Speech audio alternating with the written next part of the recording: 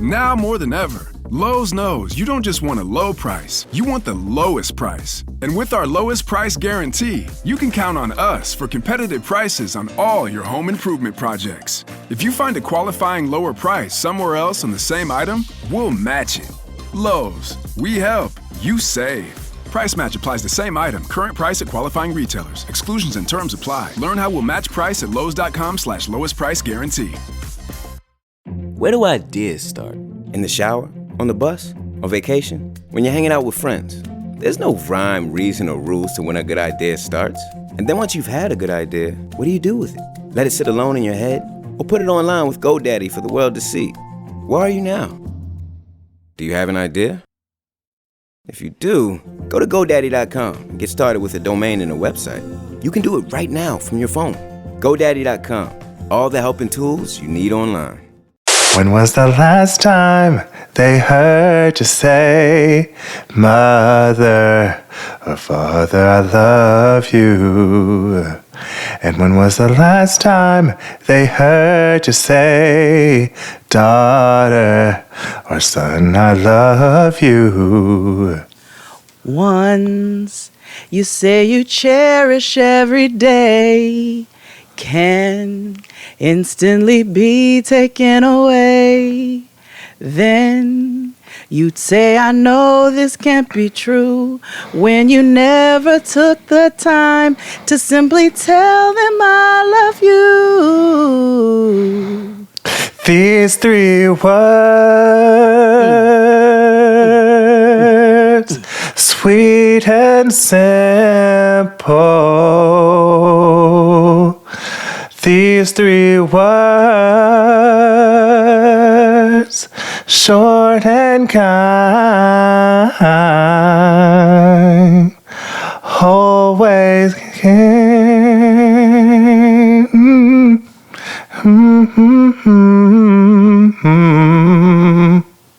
Whoa ha ha ha ha, whoa ha ha ha ha, whoa ha, whoa ha ha, whoa ha ha, whoa ha ha ha, whoa ha ha ha ha, whoa ha, whoa ha ha ha. Whoa ha, whoa ha ha ha ha ha, whoa, whoa ha ha ha ha, whoa, whoa ha ha ha ha, whoa ha ha ha, whoa ha ha, Whoa ha ha.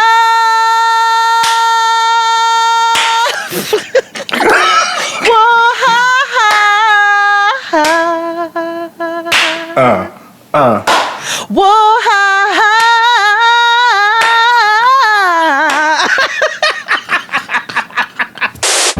And when was the last time that they heard you say, darling?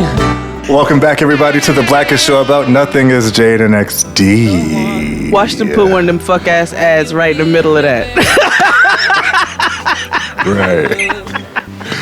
Right, because they don't listen to what I put the ads in. They don't. They just be like, "Whoa, how?" And then welcome to our outdoor zone. Like, what the fuck? It'd be like, when was that last time? Napa know how. Whoa, how? Oh, O'Reilly. Auto parts. Whoa, ha.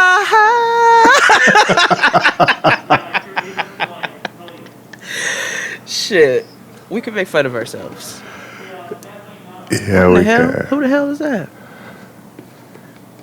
Yeah, I don't know what's happening.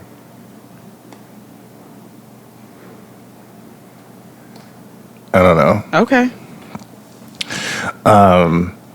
That's strange because I'm like, I didn't really. Anyway, how are you? How are things? I'm here. I finally got myself back into a bit of a swing of things. I had gotten back into a little foggy haze for just a second, but here we are still. I worked through it, and now I'm ready to work some more because I'm feeling invigorated and empowered. I don't know if that's because it is Virgo season, but I'm not. Maybe that is what it is. I should like me. I told him I'm a Virgo. He sent me to him. He's the other one for me. I told him I'm I a think that might be what it is. But yeah, I'm here. You know, just living for the city. How are you? You know, I've been okay. I had quite the event for the last 7 days. I reconnected with one of my friends from high school, and I saw her briefly when we were in LA for the live show at Cal State 2 years ago. But we didn't get a chance to connect. But before that, I hadn't seen her since high school. Right. So it was good to reconnect and see her. That's What sweet. else? Yeah, it is. I put up a labor of love, my Aunties of Instagram video. We forgot to talk about this in our meeting before, but shout out to everybody who came on our watch party last week. Yes, we actually did it. Yeah, it was super fun. I don't think Scener has had that many people log in because they emailed us and was like, hey, niggas. Hello. let's set up a Zoom call to talk more. So I'm like, God damn, another Zoom? child, I don't know more. I don't know because Mama was down this week. Mama said, enough. She's sick of the shit. She's with the shits. When will I know rest? Is She said if the post office... Never mind. if the post office off, why ain't I? Hell. Why don't I get a break? Hello. Why don't I? You can't, Chris Ryder said that the other day. He was like, the fact that all of America or most of the world is relying on Zoom right now, like, there is no way a business model could have ever been set up. Zoom is milking their titties off. Do you hear me? Zoom is working right now. I'm mad I didn't know about Zoom before, so I could have invested. I know. I feel like that Nigga. about most things. Yeah. But, it was so crazy how, Zoom, Blackboard, Canvas all went down on the first day of school on Monday. I'm telling you, it's trumping now. No. Yeah. That carrot hot dog is out to destroy everything in his path. Oh, God. I really, every day I wake up early in the morning. Not finishing that, because nope. We need a new management. I check every day, though. I check every day. Yeah. I'd be like, Secret Service, did you do your thing? No, God damn it. Right. Why can't y'all do that little ring thing that y'all did in Scandal when y'all got the? I'm gonna tell you what I need the Secret Service to do: the 2C slide. If they just listen to Drake and just if they just hit a little bit to the right, you know what I'm saying? So I admit, I told you my relationship with Drake's music. It's cool. Oh, I don't I feel the like 2C slide, nigga. I feel like if Drake comes on, I feel like my degree, I automatically get a degree from Howard, and a Dooney and Burke purse just comes up. You know what I mean? That's real. Yeah. Or like the Ghostface Killer blog used to say, you can see the little heart bubbles come out of the speaker. Yeah. Yeah. So, I like sassy white girl music. So Tori Kelly released a little EP called Solitude. And one of the songs on there is a Drake cover, and I had no idea that it was a Drake cover, so then I'm like, so Drake makes sassy white girl music, and I had no idea. Well, I knew that from one day when I was in the Starbucks. This is PCVD, post-COVID days. And so I was in the Starbucks, and I heard an acoustic version of a Drake song. It might have been God's Plan. Can't quite remember. May have been Hotline Bling. Could have been Hotline Bling. She might have been riding through the six with her woes. I don't know. But it was a Drake acoustic cover by a white girl with a guitar. And that's when I knew that Aubrey made sassy white girl music. Ever since I left the city, you got a reputation for yourself now. Everybody knows that I feel left out. Girl, you got me down, you got me stressed out. Ever since I left the city, you.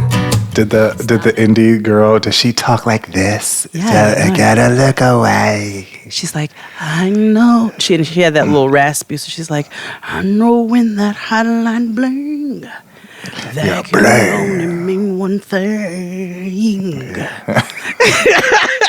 Yeah, that indie girl music. That Nora Jones, that don't know why I didn't come hotline bling. Hotline bling, hotline bling. So let me tell you something. So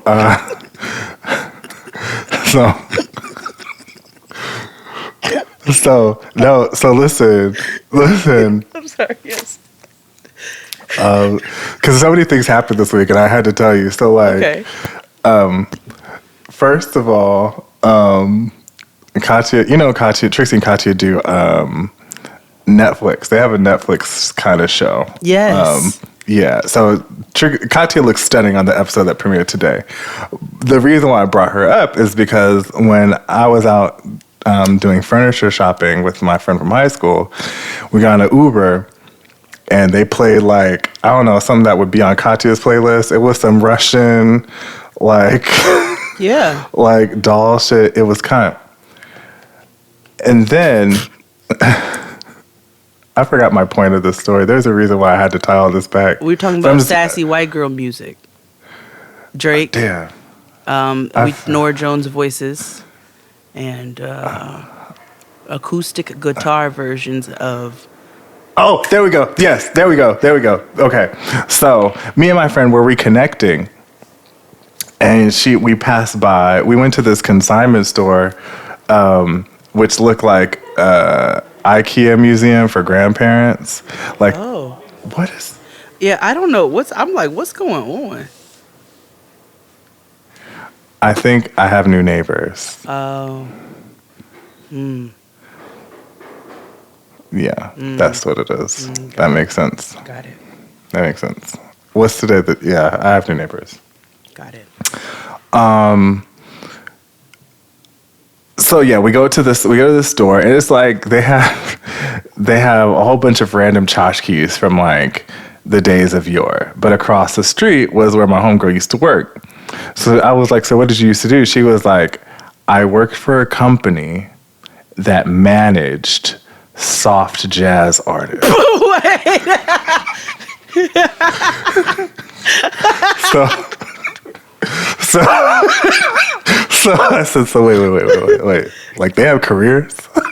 She was like, yeah, they go on tour. She was like, they have a music festival. Yeah, it'd be a whole bunch of like school nurses. Right. I was like, that is the most auntie thing. I was like, are you sure it's not Essence Fest? She was like, no, they have their own. It's like White Essence Fest. Yeah. It's on an island. It's like on the sandals. Yeah. Free piccoladas. Yeah. So I'm like, so is it like their own original music? She was like, no. You know, all they do is covers. So it'll be like random, like Alicia Keys, like. Where's my phone? Oh, see, I didn't ruin it. But yeah, that was my point. Wait a minute. Soft jazz covers. Oh, my other story is I joined TikTok. Oh, Lord, you got to follow Noah. She's on. Oh, wait, hold on. You know she's. I joined because I'm filming a video like her. That's all you see right here about how I joined TikTok. I didn't know she was on. Because she is uber private, but you know Uncle XD can. Well, follow yeah, that's fine. Oh, but okay. I would just say TikTok is for young people. I don't understand that shit at all. She does, and it is. Oh, here is a. Okay, so this is smells like Teen Spirit.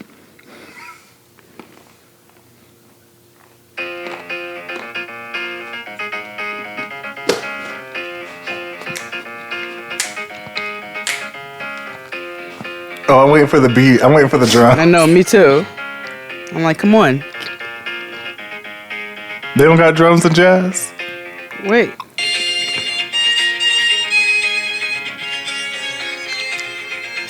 Yeah, it ain't the same though. It's not. No, it's not. No, it's not. But I was like, so they have like career. She's like, yeah, they go on tour. I was like, shut up.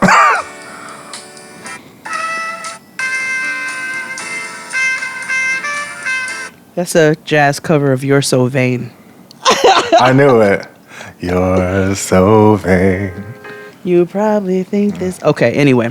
We don't celebrate Carly Simon enough. We should sing My Romance next week on the show. Okay, sure. I love that.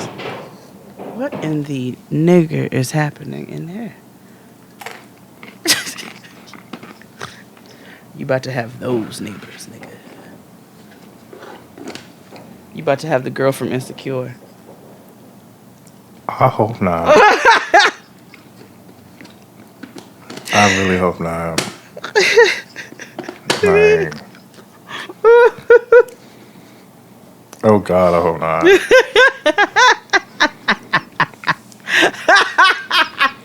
Your face. Because I. Oh God. Oh No. God, that would be constant entertainment for who? Your girl. Anyway. No, I do not want any of that. where are I'm we trying to at? think what else. I'm trying because I'm dumping all the shit that happened this week. Oh, that's right. Yes.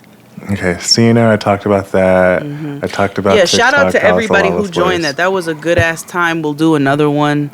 You Right. know, I know you guys had, some of you had issues. The key is to log in before and do it. We had worked some things out, but you had to come a little early to figure that out. But it's okay. Next time we do it, we'll have a little bit more leeway time to do it. A tutorial because we'll better understand because I too had issues. Yeah. So y'all were the only ones. So it wasn't like we'll do another one. We'll do more. Yeah, but Totes there was a good amount of people who were able to come through. We It was watched 200. It was 256 people that came. Oh shit! We watched the first episode of World's Most Wanted, the story of El Mayo, and Yeah. I know it. You know, there are some people who cannot take gruesome content.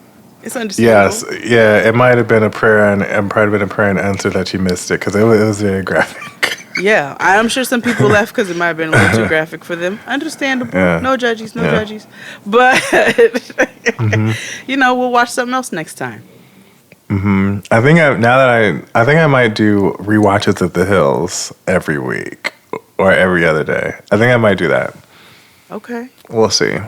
But this would be for XD thing, not for Jane and XD. That would be a good time. Yeah, but today we are doing 2 TV recasts today. One is something that you guys requested us to do on Patreon, but we decided to do it here. It's more of a breakdown, a psychological breakdown of the personalities involved in Indian Matchmaker. Yeah. But first, make sure you tell a friend to subscribe to us here wherever you get your podcasts. Make sure you follow us on all socials, personal and the Jade and XD ones, because we have some info coming out to you very, very soon. Yes, stay tuned. Make sure you subscribe to us on Patreon because that's where the real mess lives. If you missed it, Jade and I both call our mothers this week on Patreon. You know, that heifer still ain't answering me, though. My mother was just like, am I really going to be on the show? I was like, girl, you're behind the paywall. Relax. Oh, I didn't even tell my mom. Oh. No, she Well, good. She good. No, I told her. But, my mother want to be a part. My mother be thinking she wants to be a part, and then but then she knows she doesn't. It's complicated. She'd be like, we can do a cooking thing together. And I was like, let's do some cannabis work. She's like, Oh, see, no. No, and she's like, Jade, No, see, don't do that. Don't do that. That's And, not any, right. and if I call her and I just laugh a little bit every single time, are you high? I'm like, why is that your go-to though? Like, why? I mean, can I just be a joyful person? Or she should just automatically assume that you already are. So And that is really the bottom line of it. right. Like, And then I just hear my father in the background. He'd be like, leave her alone. She is almost 40 years old. That's literally the end of it. Like, I really- realized it's that funny. today. I had stepped on the scale, and I was like, "Ooh, damn!" So my scale tells me, like, it has an app that's connected to my phone, and it tells me what my body fat index is, my body fat percentage, and all that good Okay, stuff. where you get that from? You know, the Zon. I have an Amazon shop, y'all. I ordered a scale from up? them, but I don't know if I broke it or what. Like, it be giving all kinds God. of weights. You know, it'd be like 1 minute you 130 pounds, and the next minute you like 274 pounds. I think I did something to it. No, I got mine on Amazon. Same. Oh, I didn't even tell y'all about the pregnancy pillow I got. Wait, what? Wait, hold on. Okay. Did you ever have a maternity pillow? I did not. Oh, honey. Yeah, I was real colored purple with my pregnancy. It was real local. Anyway, what? Okay. I was say, like, you gave birth in a field or something? I don't understand. Listen, but, you already know your girl was trying In to the give birth Sealy's in the folks' bathtub, pants. but it just didn't work out that way. Yeah. No, but I have a maternity pillow. And when I tell you, it's the best thing you will ever purchase. I mean, okay, hold on. So let's see here. Maternity pillow. If you go on Amazon.com/shop/Xavier Delow and you click on the space that says invest in your rest, you can click on the pregnancy pillow that I have. Wait a minute. This is like a big ass boppy. Okay. You talking about this life size, nigga size pillow? Mm-hmm. Where you keep this? On the bed. What Mind color? you, I got gray. Mind you, I bought one for myself, and then this end we're gonna be like, it's gonna be the divisive in our relationship. But who had it the next 4 nights? This Negro. And so now I had to buy him one. So now we both have pregnancy pillows. They're that girl. Yo, y'all are hilarious. You two crack me up. You are a special. You're like Mork and Mindy. You just get. We're So y'all got different, two but yet big the ass same. pregnancy pillows in your bed right now. I'm telling you. Niggas do That's what love to saved- co-opt things though. Oh, absolutely. Get you a king size bed and a pregnancy pillow. It'll save your relationship. Yeah, I need the king size right now. Yeah, I need a king size, but I'm gonna wait until we buy a home for that. The queen is Valid. just fine. You know what I'm saying? Plus, we're like. But see, you're shorter, and so it makes sense for you two to have it. Whoa. Okay. Like we, as Shanti likes to quote often, he be to me like Locke be to Key. So like we sleep we're like puzzle pieces when we sleep, and it's like a natural magnetic gravitation. Mm-hmm. We just kind of intertwine, and then it just be that like just you could be in the dead middle of sleep, but if the other person gets in the bed, it's like. Broop. So I don't know. I don't do that. I'm an only child. I don't. Cuddling is like you got me for 5 minutes and then I'm out. I don't even call it a cut. It's almost like I said, it's almost like a magnetic thing. It's just kind of like a. It's real fascinating, actually, science. Yeah. But anyway, that's some black love shit. I'm into it. That's great. But get you a pregnancy pillow, y'all. I'm telling you. Go to I have an Amazon store. Amazon.com. /shop/Xavier Delow. It's still loading, and then my site should be up this week, I think. Yay! Yeah. Also subscribe to Jade's Patreon. Yes. As you can see this week, I started coming out with shorts. Those are gonna go on the gram, but we're continuously doing content on the Patreon. Our $12 patrons voted, and we are doing brunch next. We sure did. So brunch is coming. We just had to get through the end of the summer. That was literally it. You know what I'm saying? And then so now for the next 4 weeks we'll do y'all's brunch dishes, and then from there, we'll do the next voting, and the $12 patrons will have rulership of what the next theme is. I'm a $12 member, so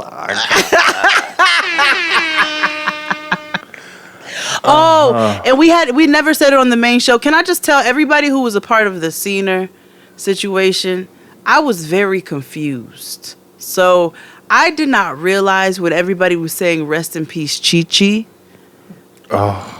Because we were playing bounce music. So I was like, well, maybe I just missed something about Chi-Chi, about this Chi-Chi. I didn't realize it was Chi-Chi DeVane. So we have not said rest in peace to Chi-Chi DeVane here on the show, and we want to send our love to her friends and family and all her loved ones. So sad. Yeah, R.I.P. Chi-Chi DeVane. Yeah. A lot of you asked if we've watched or if we're going to cover Canada's Drag Race. Yeah, nah. So here's the thing. Nah. I hate it, but I've continued to watch it. Have you? Really? I think we've continued to watch it because it's something to do. But it's also Drag Race. You know what I mean? Like, it's drag. We're fans of drag. I know. I've realized I'm a drag that. fan at this point. Right. So, like, shout out to our Canadian listeners. You have a lovely country. It's, everybody's polite. Everything is clean. It's a nice, pleasant country. But that's not what I want in Drag Race, because they're all nice and pleasant. They're like, oh, let me help you with your contour. Uh-huh. Oh, that's sweet. Yeah.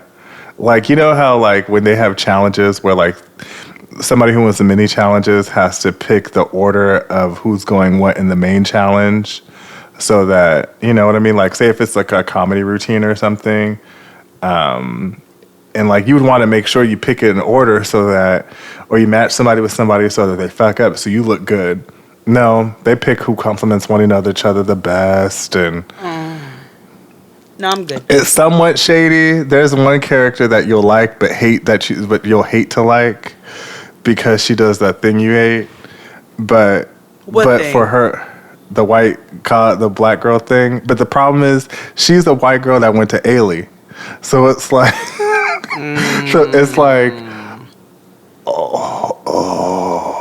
Okay.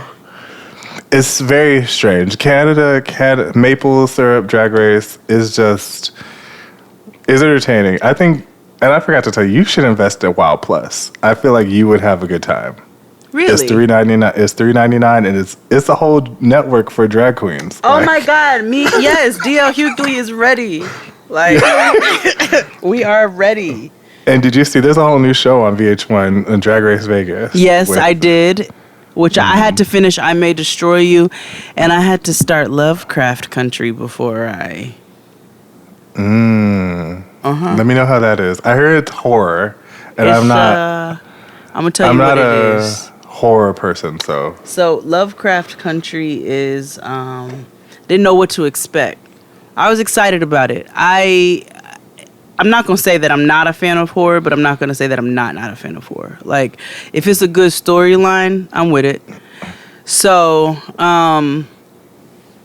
Lovecraft Country, once I watched the first 2 episodes, was somewhere like Green Book meets, and this is where I was watching it with Antoinette Fran and Crystal, our quarantine.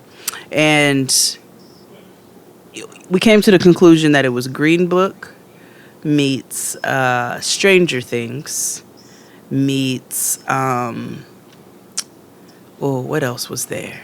Green Book meets Stranger Things meets Game of Thrones meets Ghostbusters meets American Horror Story, meets Roots, meets The Color Purple, meets Underground. That's a lot of meetings. like that's a hodgepodge of Meets Ghostwriter. word. Yeah. That's a lot of meetings. Meets Django. Oh God. Okay. Yeah.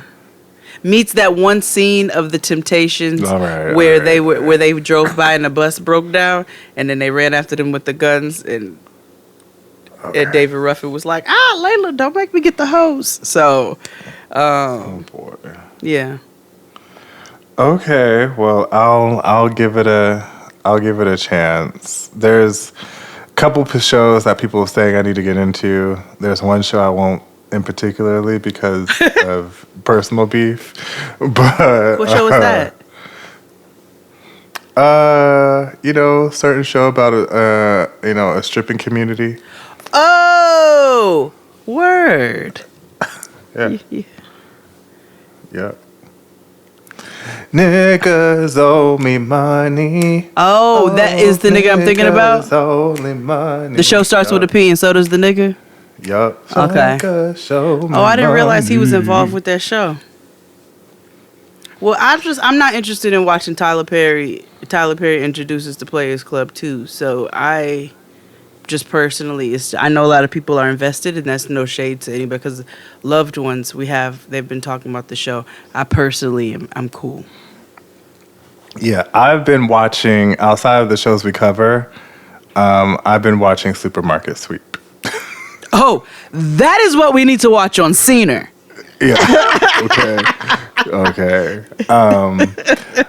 Let's take a break and get to 90 Day Fiancé the other way.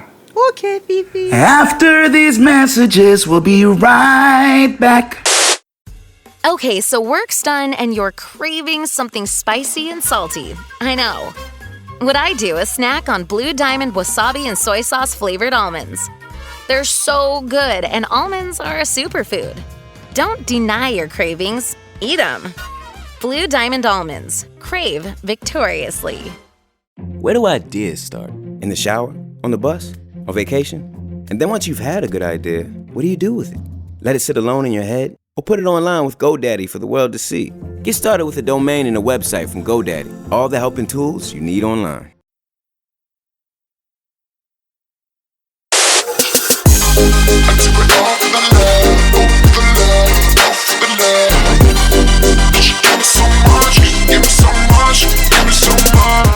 And we're black.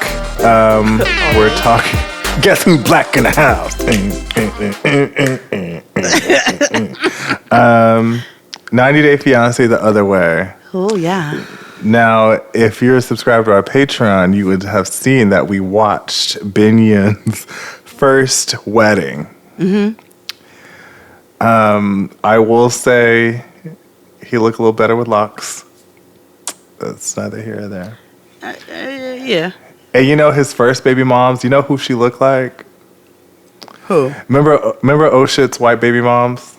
Yes, she did. The only one with some sense. Yeah. Remember she Kathy? did look like her. Oh, no, Kathy. I forgot about mother. Kathy. Big Bang. Peace.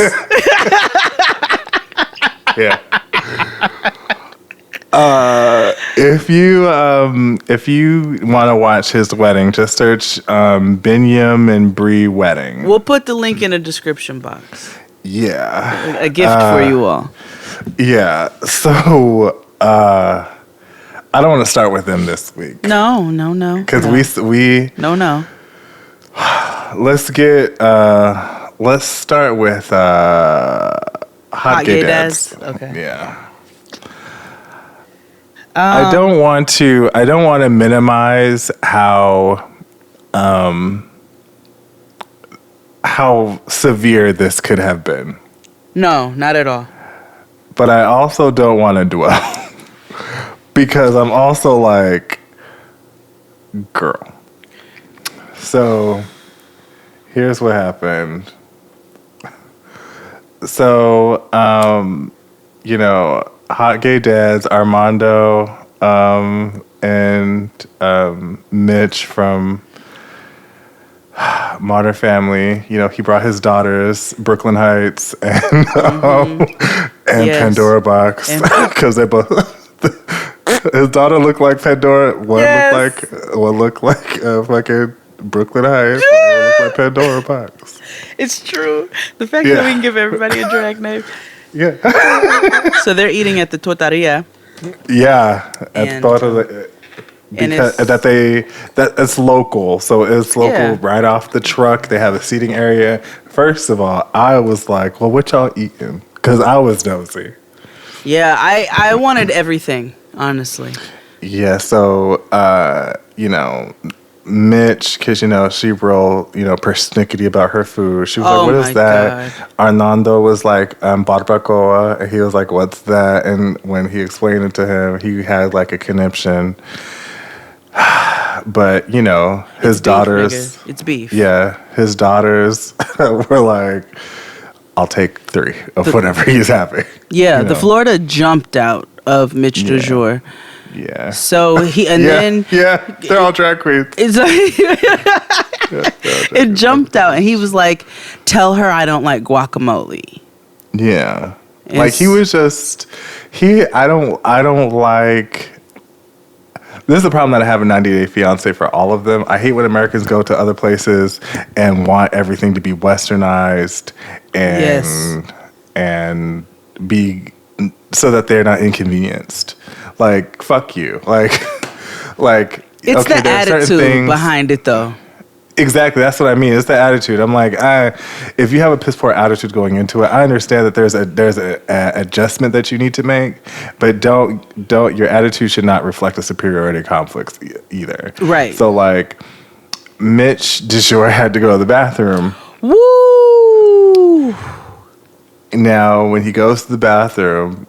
Now, it's set up like there's no handle to flush, so you have to do it like a manual way, which you may have learned here in America. If you pour enough water down a toilet commode, it'll adjust the ballast in the thing, and it'll flush. Yeah, in a lot of places you put sand, over the poop so that you can put it in compost flushes. Or what have you. Yeah. So he had a conniption, didn't understand how to do it. So he called Armando. Is it Armando or Arnaldo? It's Cynthia Lee Fontaine. Yeah. So he calls Cynthia Lee Fontaine over. And he's like, "Babe, I don't know what this is." And he's just like, "Girl, like, get a grip." Not even as a spoiled American. I have a public bathroom phobia. I think I've spoken on it before. It's real. Like, we went to the Roots picnic last year, and we were there all day, and Fran was like, "So you just really not going to use the bath? You just not going to use the porta potty?" And I was like, "No, girl. I will literally hold my pee for 3 days. Say what you will. Please don't tweet me about the Poisies that I'm going to need in the future or the Depends or any of those things. I'm fully aware. I have a public bathroom phobia. I don't use airplane bathrooms. I don't use bus bathrooms. I don't really use the bathroom in public. When we make it big, I'll make sure I'll get you a gold-plated catheter. Oh, that would be lovely. I'll be styling with these. Like a silk colostomy bag holder. Yeah, like I'm cool with that. You know what I'm saying? Yeah. So, please, the way technology's going, I will be able to get a new bladder. A macrame like colostomy bag. Oh my God, can you imagine if I had a macrame colostomy bag? This is my shitting bag.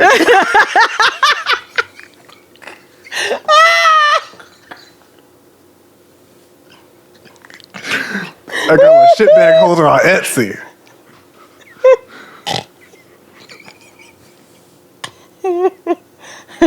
They'd be like, "Why does she always carry that mud cloth satchel with her?" Don't touch it. I got my colostomy bag holder from Mushu. From Nicholas. Yeah. Ask Shanti and she gonna start carrying them. Like, get your mud cloth colostomy bags from the Staples Collective.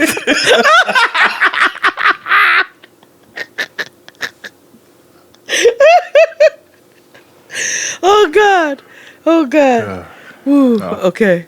We back. Yeah. So, but yes, I don't fuck with public bathrooms. So I understood the phobia, but it wasn't because it was another country. It's just because I don't fuck with public bathrooms. However, nigga, you have a dick. So go pee in the bushes if you have such a problem. Like everybody else.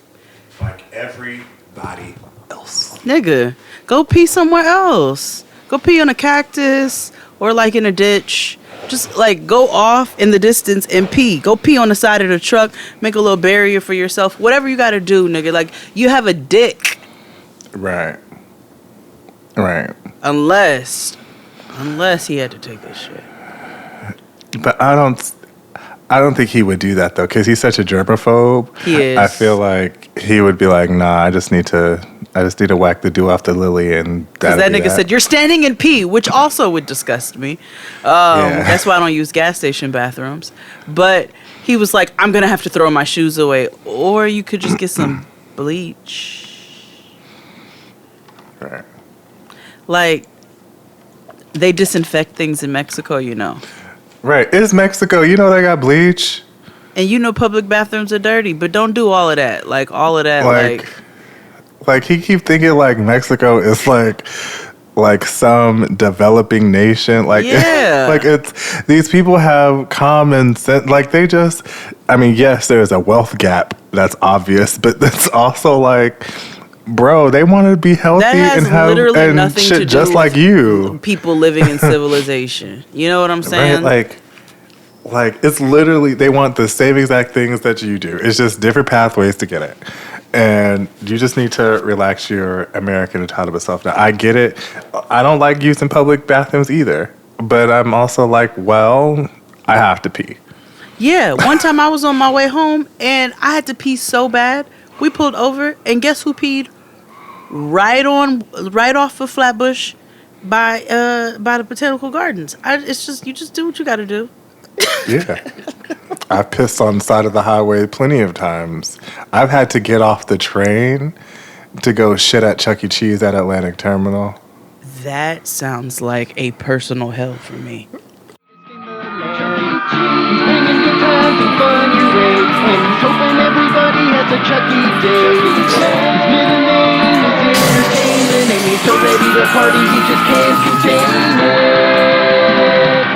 Oh, it is. And let me tell you what happened. So I had to go to it. I was on my way to a job interview. Yeah. I was on my way to a job interview. I had just, I was like 24. And on my way, and I should have known, I should have taken this. This is the day I got hired to work for Who's Who of America, which I learned was a scam that day. So I'm on my way to the interview, which is all the way out in Long Island City. So I'm on my way, chilling, and all of a sudden, like, doo-doo-doo. And, my system was like, hey, girl, how you doing? Oh, no. You know what I mean? But I was on an express, so I'm like, okay, well, what do I do? So I had to hop off at Atlantic, and then Target was a bus, and so I had to find my way, and so I went inside that, that when you go upstairs at Atlantic, there's that bathroom before you go into Chuck E. Cheese, where all the teenagers like do drugs and all like the DL niggas beat off in there. Like, yeah, that's where I was. Oh man, friend. I may have caught COVID then, but you probably did. Yeah. You might be I'm a COVID survivor. You might be the incubus. You might be the little. I was the bat. I am Drusilla. Anyway, so then they come out of the bathroom and it's an uncomfortable situation where they're eating and things are light and good. And then somebody walks by and makes a really derogatory comment in Spanish.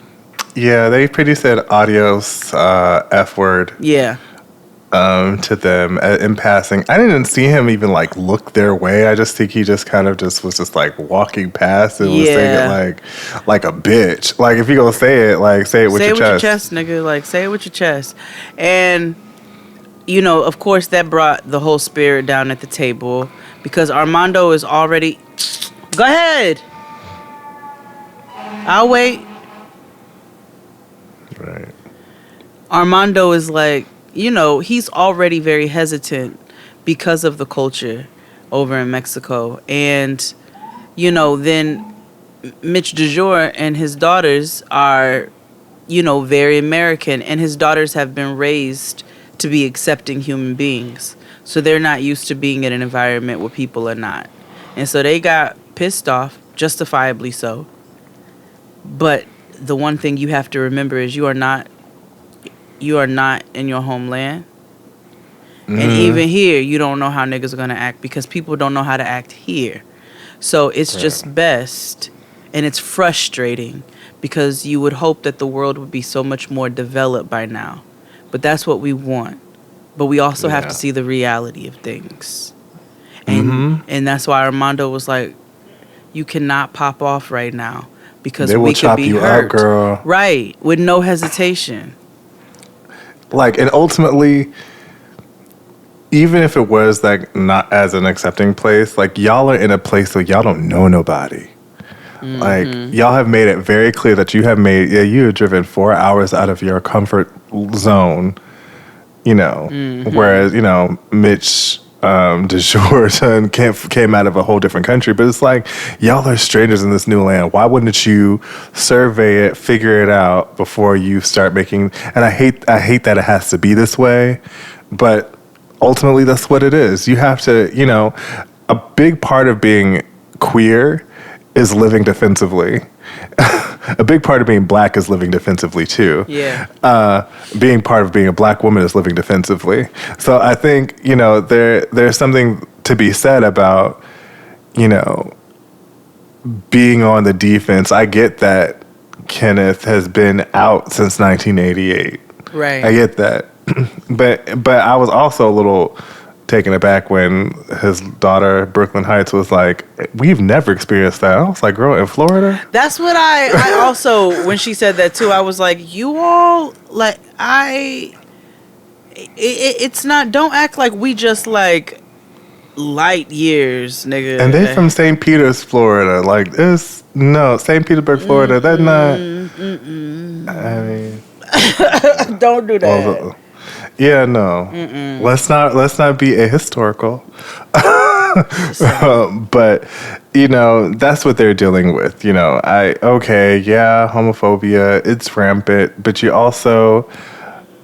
need to live defensively. I'm not saying it's right, but you also need to protect yourself. It's like one of those things like, I hate that conversation like, where men will accost women in regards to sexual assault by asking them what they were wearing and it brought it on. I will say in this particular case, like they weren't doing anything. They were just literally minding their own business. I mean, they were fully minding their own business, and old boy walks by and utters the M word. Right, and it's like, girl. The whole world is going to you can be mind your own business and you be called a nigger, you can be called a faggot, you called a bitch, whatever. How you respond to the situation is what will actually either get you justice or get you killed. And you have to assess those situations like, I don't know. Again, I don't know anybody. I have this American audacity. Yep. That I need to check. So.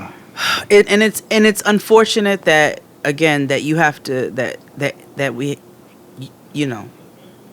that it has to be the done world is this way. The world is where it is. It's unfortunate that's what it is. Right. But much rather you be alive. Much rather you be alive and happy than being have potential harms because you want to live your truth. You can live your truth in your house. This is why I have. Kid Fury and I had this conversation about. I need to talk to him and figure if we can make this a public conversation about how we feel about the download community and how there's a part, and there's download community and there's a part of, DeRay talks about coming out of the quiet, and there is a part where nobody talks about safety. It's not safe to be out and queer most times, because even with like this shit about Jeffree Star and her new nigga or his new nigga or whatever, right? Regardless of how we feel about Jeffree Star or whatever, right? It's like you have this black man out here who is only news because of homophobia. You know, it's only news because he's a basketball player who happens to was with a woman and is presenting as a masculine man who happens to be with a white gay man. You know what I mean? Well, this was my question initially. I actually saw that after the fact. And I didn't even know who Jeffree Star was for mad long, but I do now. So when I saw it, I thought, before I started reading and saw other things about this woman and whatnot, I thought the outrage was because he was with Jeffree Star's a dude. Right. Right. But I'm saying I thought the outrage was because old boy was black and Jeffree Star has said racist ass comments before. That's part of the reason, but most people don't realize that. I think it's all the jokes and stuff are birthed from this idea, like, oh, he was with a girl, and now he with a white gay man. Okay. And which is, it wouldn't be a conversation if he was already out and gay. It would be like, oh, okay. The conversation would be centered around gay people. Straight people wouldn't care about it so much. Right. Anywho, the point is, he's under a lot of scrutiny. The guy is. Yeah, he knows what he's subjected to and know what he signed up for. But there is a space of like, there's no willingness to be accepting of his sexuality. It's thinly veiled because of the fact that he's with Jeffree Star. But you peep game. You know what I mean? Like, yeah, you can I see like how it's an outrage to the world. I just personally was just like, young man, why would you go be with this white boy who has made these racist ass comments? That was literally my only thought. Right. No, it's literally saying. But like, I see how to the world it's a scandalo. You know what I'm saying, or whatever. Right. So. Right. The scandal the real scandal is never going to be the front page headlines. Right. It's always going to be something else. Right. But again, it goes back to the safety and being out and being ridiculed about who you are and what you like and what you don't like in the bedroom. There's a level of lack of security there, and I think that people need to recognize when they have these conversations about being out and proud, even internally when it comes to gay people. Like, even gays are like, oh, be who you are. And I'm like, girl, like, it gets better. No, it don't. You learn how to cope. Like, homosexuality is one of those things, like, you find your joy. Like, you have to search for it again. You know what I mean? We're always living defensively, and so it's like you have to take your wins when you can, and being out and proud ain't always one of those wins. So that's it for them. But I don't want to get too preachy. No, you speaking facts though. It's that's honestly, and the closest that I can relate to it is being black. You know what I'm saying, and us finding joys despite living in a garbage pail of a world. And so I can imagine when you add another element to that, you're already black, and then you add another element where the world, doesn't accept you and they're cruel, then that's a difficult thing to manage and navigate. So for those of us who are allies, don't be an ally, be an accomplice. You know what I'm saying? Yeah. And when you see people acting like dickheads and, not treating people right because of, who they are, their sexual orientation or what have you, say something. Unless you're in Mexico in the middle of the desert and a nigga is about to chop your head off, then everybody should just shut the fuck up and pray for safety. Right. All right. And that's not because we don't support. That's because we really, like XD said, we'd rather see you alive. Mm-hmm. Exactly. Moving on. We have... let's do a cheese stick. Let's get him out there. Everybody was featured this episode, except for Jenny and Submit. Okay, so cheese stick...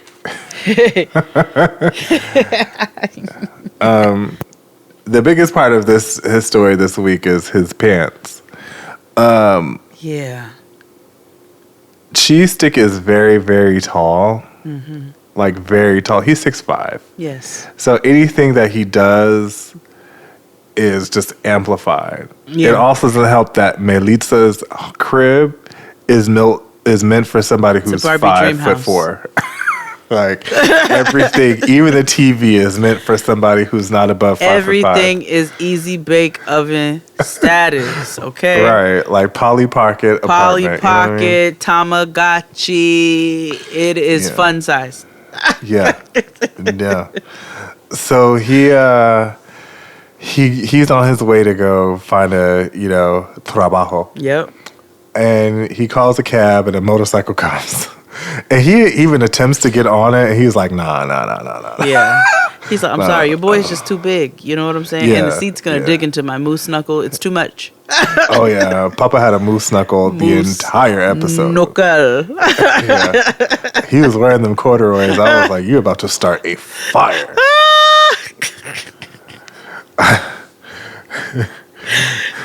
Northern California ain't the only thing burning. Oh, my God. Oh, my God. So he goes to get it to go speak to a recruiter.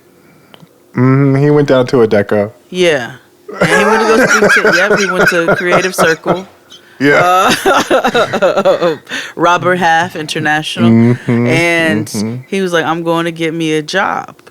So, she's asking him, just about his status and who he lives with and all of that. And see, this is where his American privilege came into play. Now, while Papa is the main person on the show who actually does try to immerse himself in the culture as much as possible, that American audacity always creeps his ugly head at some point or another. And this nigga thought, because he was American, that it was going to be no problem for him to get over to Colombia and find a job. And she was like, skirt, skirt. Well, actually, first and foremost, you need to go ahead and get married, because that's going to be the easiest way. We got to get you some papers once you marry. And then you got to get you, because right now you on a visiting visa. So basically, nobody's going to hire you, my man. So it's a situation in reverse, whereas a lot of people come to America and our fuck-ass laws give them all kinds of red tape and make it difficult for them to have jobs that are on the books, which is why a bunch of people end up working off the books in restaurants, or even having to go stand in a Home Depot parking lot so you can get some handy jobs, or just doing whatever they need to do in order to make it. And that's not shade, and that whatsoever. I'm not being funny whatsoever. I have family who has been in a position where they have had to work off the books because our laws are so stupid. And so, I more so think they're protecting their people, because nobody wants your American foolishness over here unless you go through the proper channels. And so they were like, yeah, nah, you and your girlfriend need to go ahead and get married. And then we can talk about that paperwork. And maybe somebody will hire you.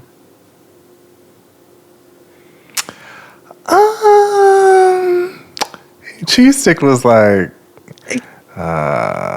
Melissa ain't trying to hear that. Nah, this ain't gonna work out. He was like, like I'll suck your dick for a job. Literally. Whatever I had to do. Because Melita is not with the shits. You know why? AKA she can do better. Yeah. And was it this episode or was it the preview? I can't remember, where she was like, let me bust it to you real quick.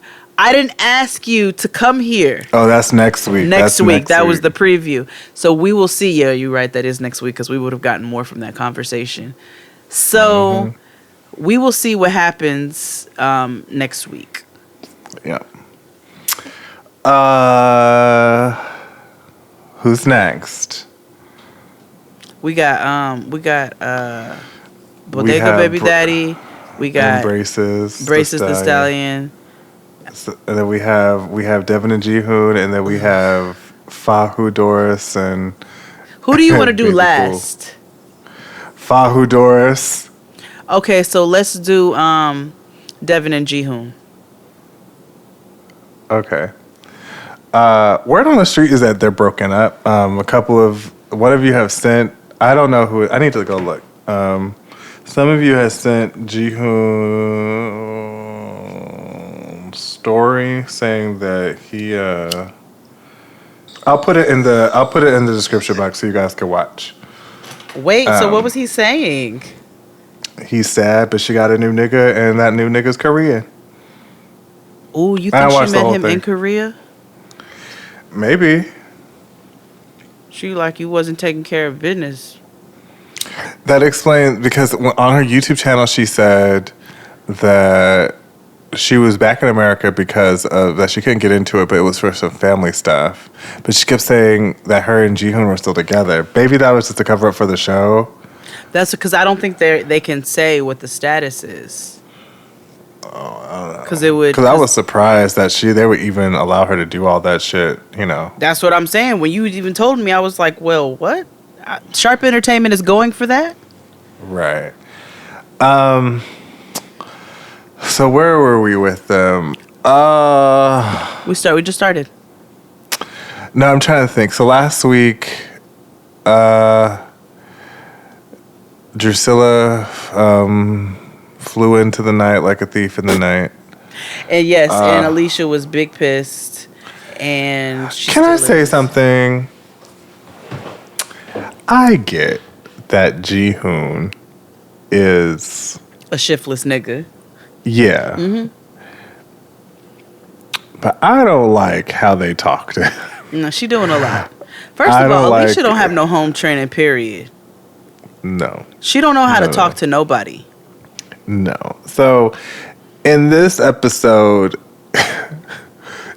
this is kind of dark because they celebrate Taeyoung's 100th birthday. Now, It might sound odd to you, but in Korea, there was a time where children did not live beyond 100 days due to disease.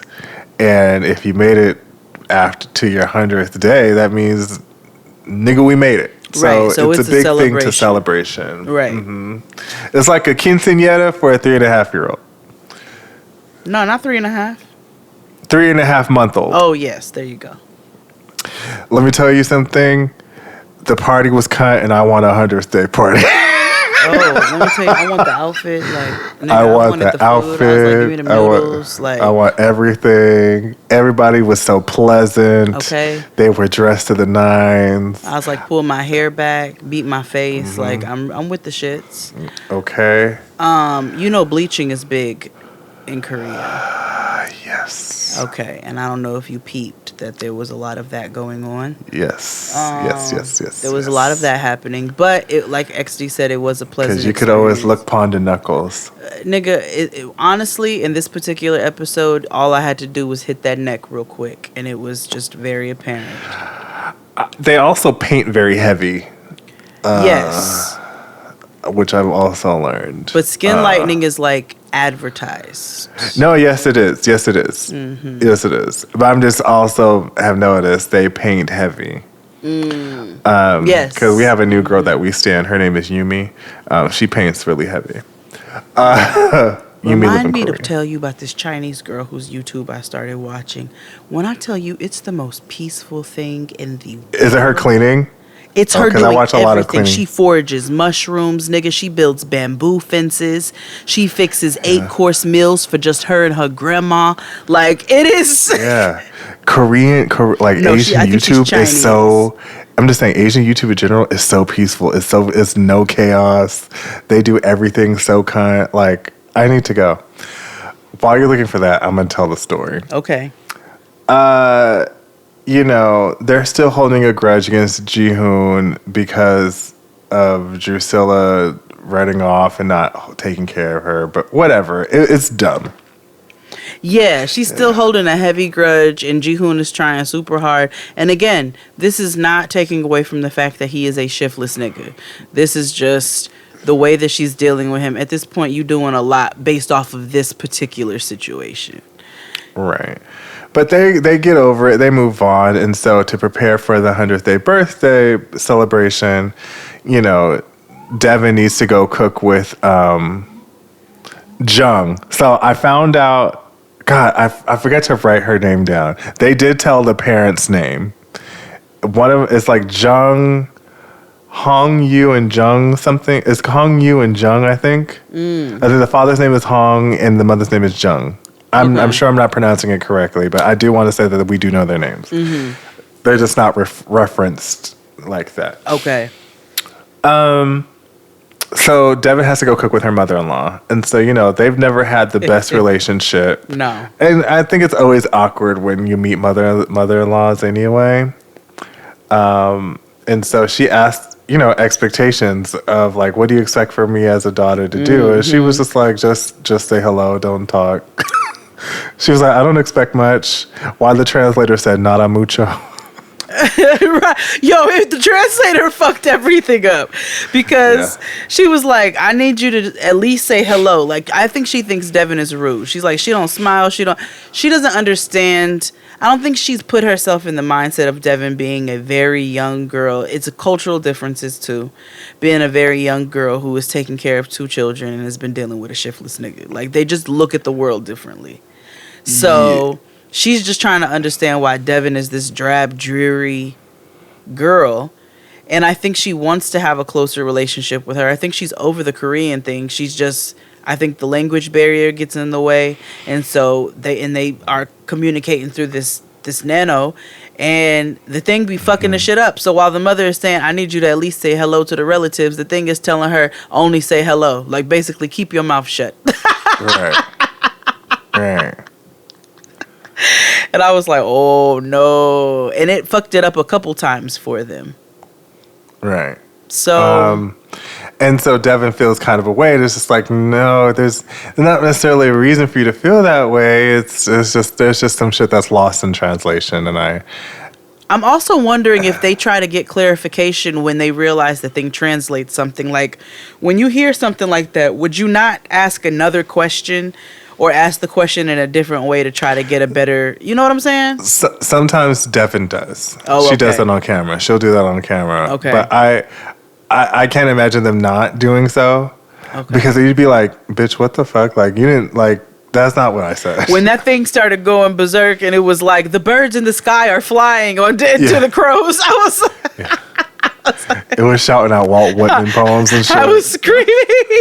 I was like, why is it like spitting out Alfred Hitchcock lines? Yeah. Like, this is in To Kill a Mockingbird. I know that. Yeah, absolutely. So, birds. So, they're cooking together and, that's that. Fast forward. Devin can't cook, by the way. Devin cannot cook. Your girl doesn't even want to put forth the effort. She'd just be standing there, hands in the pocket, like, I guess, girl, just throw it all in the pot. It's going to taste the same anyway. It's not. Right. It's not, girl. There's a reason why we do things this way. Get into the technique and try. Put a little elbow grease into it. Okay. So, fast forward to the party. She's nervous that she's not going to be accepted by the family. She's never really met the extended family. And so she's got those reservations. Alicia's just doing too much per usual. Still holding this grudge against Ji-hoon because Drusilla's wings came out. And, like, it's just... I'm like, girl, get over it. Like, or just say, I have a hard time fucking with this nigga because he's shiftless. If you just said that, I think everybody would understand. But the fact that you keep trying to harp on this one situation, like... What do you think's gonna happen when a thing goes to run free? Like, what do you think's going to happen? So, anyway, so they get dressed. They put Drusilla in a dress, the traditional garb. Devin. It was cute. It was a cute dress. It was cute. It was very cute, actually. She picked her color. Devin gets dressed in the garb. She looks nice. And the family comes, and you can tell production tried to play it up with the editing, but everybody was pleasant and nice. It was a nice garden party. Everybody celebrated Taeyong. Everybody was eating and minding their business.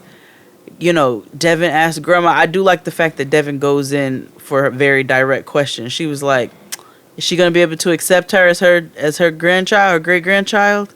And Grandma was like, bet. It's nothing. Here's a little money. Put a little money on it too. That's only because great Mima about to die anyway. So like, Oh my God. I'm kidding. Drusilla's keeping her alive. Oh yeah, because she got Yeah. So, Mimi is like Mimi from Babysitter's Club. She's like, yeah, I'm with the shits. We all family. And drop stacks. And then after that, everybody, as soon as Grandmother Willow said it's lit, everybody came over with envelopes of money. And Devin was like, oh, bitch, I got money. She was like, yes, get into the culture. Right, exactly. So I have enough money to get another, apartment for the month. Yeah, hello, or at least pay for this one. So things are pleasant, and they were nice, and that was that. Mm-hmm. They didn't really have to, like their drama wasn't played up this week. No, not at all. I can't remember what their preview is for next week though.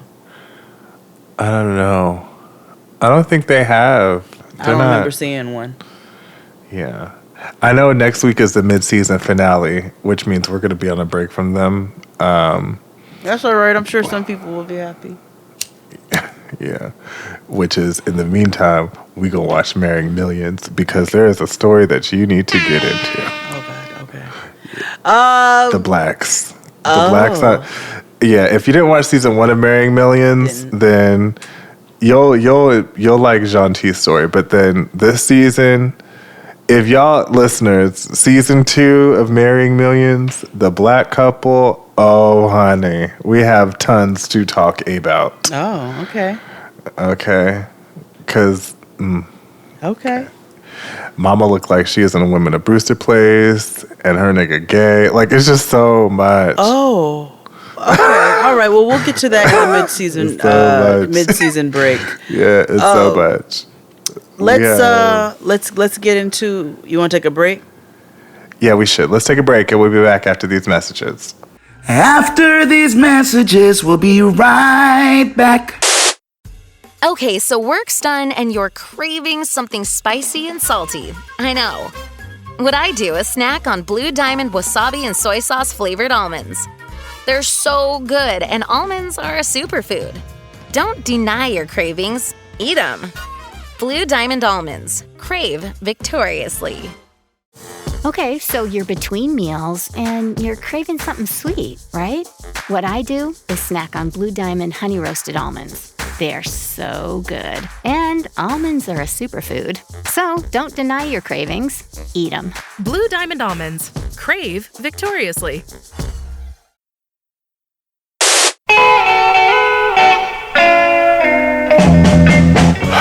And we're back. Coming to the stage, Braces the Stallion and Bodega Baby Daddy. So Braces the Stallion showed us exactly why her name is what it is this week. Mm-hmm. She had a Megan BFF by the pool Mama photo. is bodied. Okay. I stand the photo. I was like, yes, I was like, well, cake. Let them eat cake then, Marie Antoinette. Yes. So it opens up, they back in love again. Back in love again. And they go into the hookah spot, they favorite joint. So they go, and she gets her tea and they sit down to talk. So she's like, there's some stuff that happened off camera apparently that we were not privy to. She was like, I want to bring you here to have a conversation. Like, what happened last night was not cool. So they got into a big fight the night before because Braces posted a picture of Yazan, or maybe her and Yazan, but she tagged Yazan, Bodega Baby Daddy.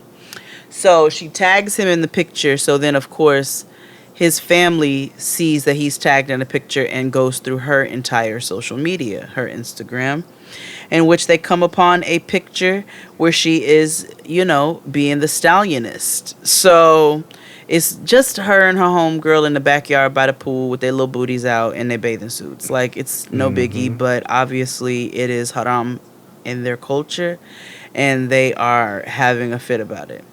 So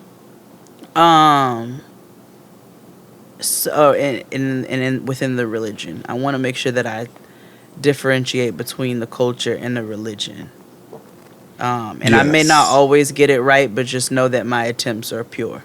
So, they call and they are basically saying, like, your girl's not fit for Islam. She does not respect Islam. Like, why would she have this? I guess they've had a conversation about this before where he told her to take the photo down. Last time when she went to visit Yes. Jordan before, Yes. and they had a conversation about social media. Because remember, that was a big contention that Yes. his mother brought up Yes. when they were beefing. So, last time they had the conversation, and let's show you how words mean things. He told her to take the photo down, and she told him she wasn't going to do it, and she didn't. So when it came back up, I guess they got into a big fight about it, and he's like, I told you, and she's like, and I told you no. So, like, that's that on that. You're not going to make me feel bad for this. Like, I haven't done anything wrong. And this is where religiously and culturally they are very, very different. And they're not going to see eye to eye. They're not going to see eye to eye. It's just not. Even with her attempting and trying to learn about Islam and about Yazan's family and how they practice, she still is trying to maintain some sort of independence. And honestly, that's just this just ain't it. It's just not it. So they get into a big fight. His parents are calling, his family's texting. They're sending texts to all the family saying, we saw Yazan's, whatever they call her, naked. And yeah, which wasn't the case. I will say, compared to how the women are dressed in Jordan, sure. Right, sure, why not? But it is, again, but it is. It was a thong bikini. Not even thong. It was a bikini. It just happened to go in her. Yeah, it was a thong bikini. It just wasn't. Yeah, it just wasn't a G-string bikini. It was a thong bikini, but she was at her homegirl's crib. There was no other men around. It was in the privacy of her homegirl's home, with a whole bunch of trees blocking. So it was literally just her and her homegirls just being thotty together. That's all. Which, lit. Ain't nothing wrong, honestly, if she had the thing on at the beach. But again, they have very, very, very different outlooks on life. And so they are just there's not going to be a compromise and a halfway point that they can meet at. And that's not being pessimistic. That's being realistic. So. Absolutely. And we already know, I don't think they made it.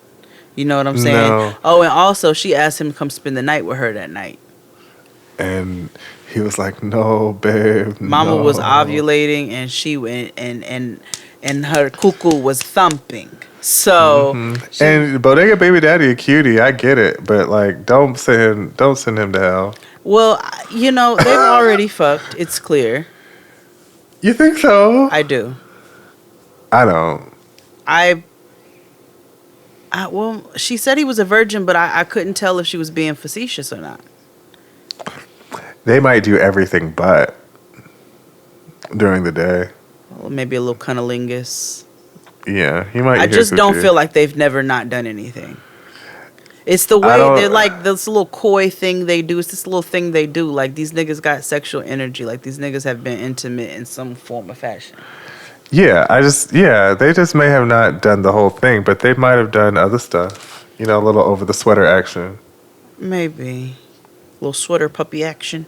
So, so he's like, no, babe, I can't do that. Hold on. And, she's like, all right.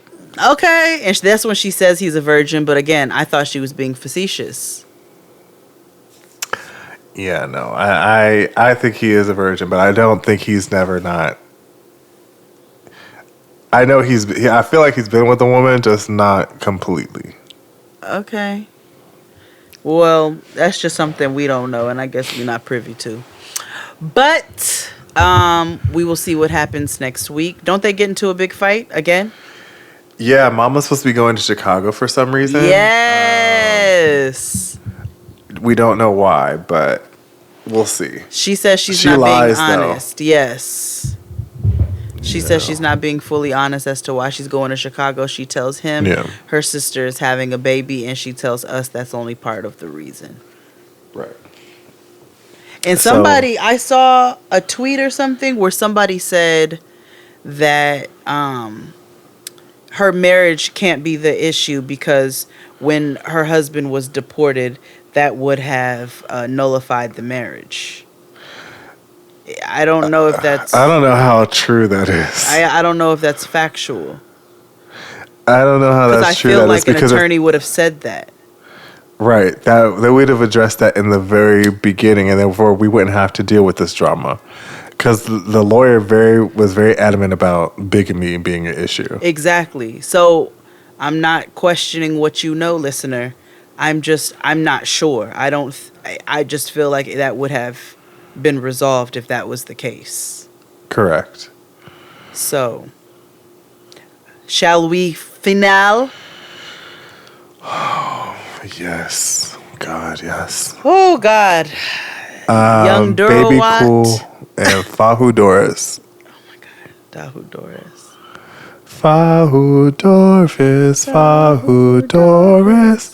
Welcome Christmas, Christmas time.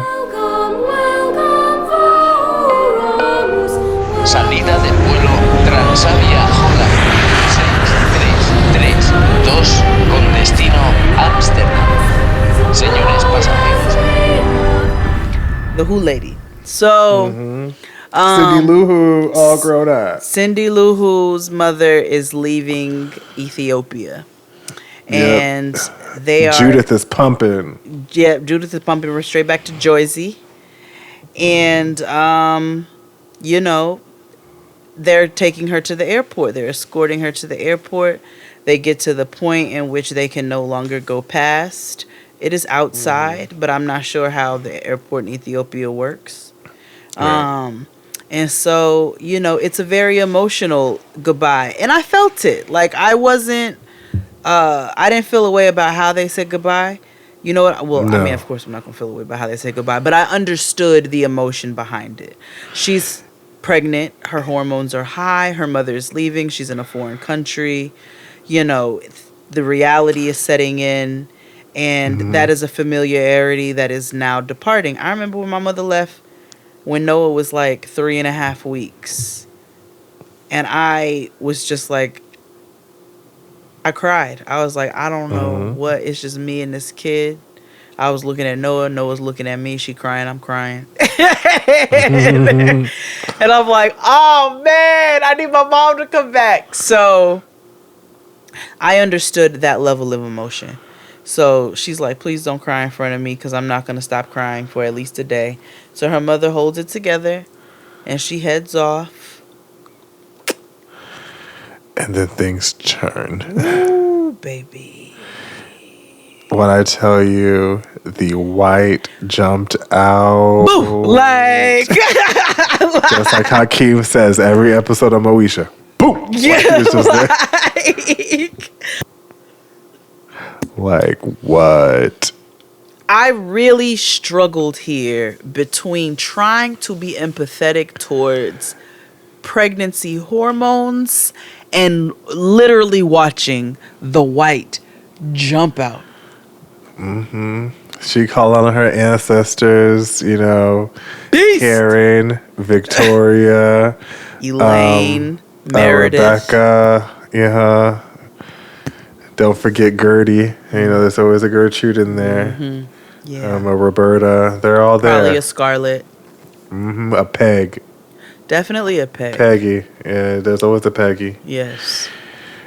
And a Joan. That could go either way. I mean, she's, you know, there's a Joan. Okay.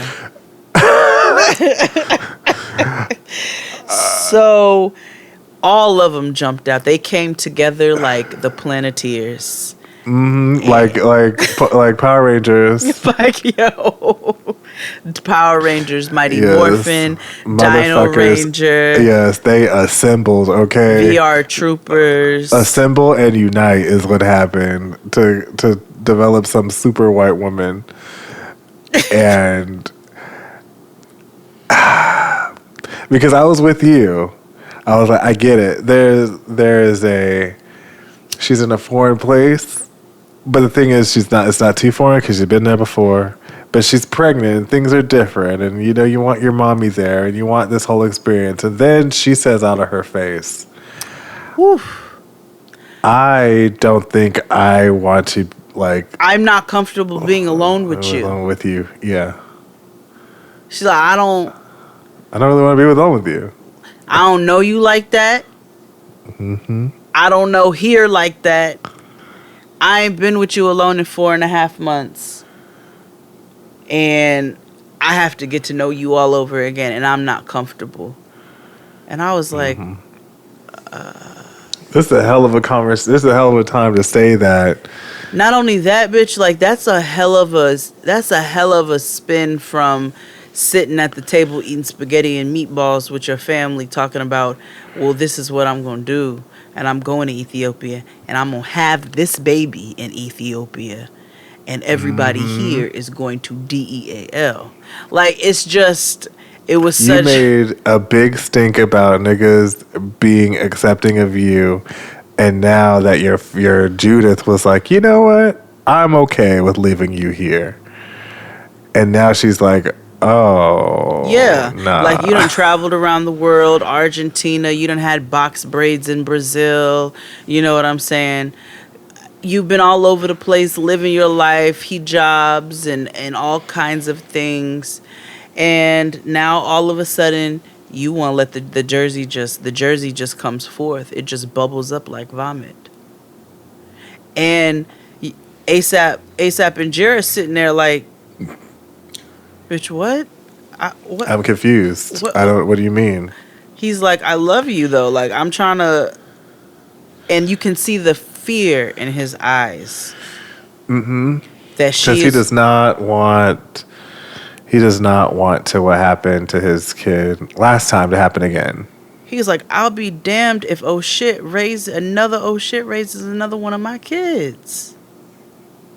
Mm-hmm. So even though oh shit was a wonderful father, questionable human being, wonderful father. Yeah, he was a wonderful father, wasn't he? Yeah, he was. Yeah, he was involved with his kids' lives. He just a horrible human being. Yeah. No, just not to his children. Walt is a father. Did you see Walt bought his son a car recently? Yes. Shout out to the homie. Shout out to the homie Walt. He said, I don't even have a car, but I made sure my son got one. He flew all the way out to Chicago, bought his son a car. I was with him in the car driving. And he was like, yes. He was like, look, this is goals. You know what I'm saying? Like, I've been looking. Walt's been a daddy as long as I've known him. You know what I'm saying? And make sure you support his t-shirt line, Laced. Okay? I got me a nice little Mary J. Blige piece. It's got some vintage images, but it's laced. But yeah, shout out to the homie Walt. I need to buy one. Also support his comedy efforts. He's been doing a lot of like virtual stuff. So absolutely, shout out to Walt. That's the bro. But so you know you can see the fear in his eyes that the same thing is gonna happen again, and he's like, you know, I love you. Please don't leave. Mm-hmm. He's like, I don't know where this is coming from, but it's frightening me. Please don't do this.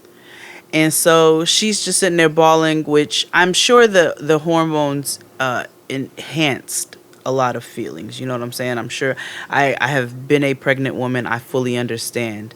But also, that is not the sole reason for you to come out your neck with all of this. Mm-hmm. All of that. Like, girl, you told this nigga, I don't want to be in the house with you by myself. Like, what is that? Where did that come from? Whoa. Like, bitch, what? Right. Nobody was expecting all of that. So we will see what happens next week with them. We did not get any Jenny and Cement this week. So I think we're going to get some of them next week, though. We have to because you see his mama was on camera. She sure was. She sure was. Mama was on camera perched. Looking younger than Jenny. But we will. So that's 90 Day Fiancé this week. Yeah, this was an intense episode. You said next week is the mid-season finale? Yeah. Okay. Mid-season finale. And let's take another break, and we'll be back with more show. After these messages, we'll be right back. Okay, so you're between meals and you're craving something sweet, right? What I do is snack on Blue Diamond honey roasted almonds. They're so good. And almonds are a superfood. So don't deny your cravings. Eat them. Blue Diamond Almonds. Crave victoriously. What makes a business a business? It's not the circumstances of a world that woke up on the wrong side of the bed that year, that decade. It's the everyday entrepreneur ready to put themselves out there. We're all sailing against the wind right now, but we will make it to shore. It's been done before, and we will do it again. To help you get started, we're offering websites, marketing tools, and guidance all for free. Learn more at GoDaddy.com.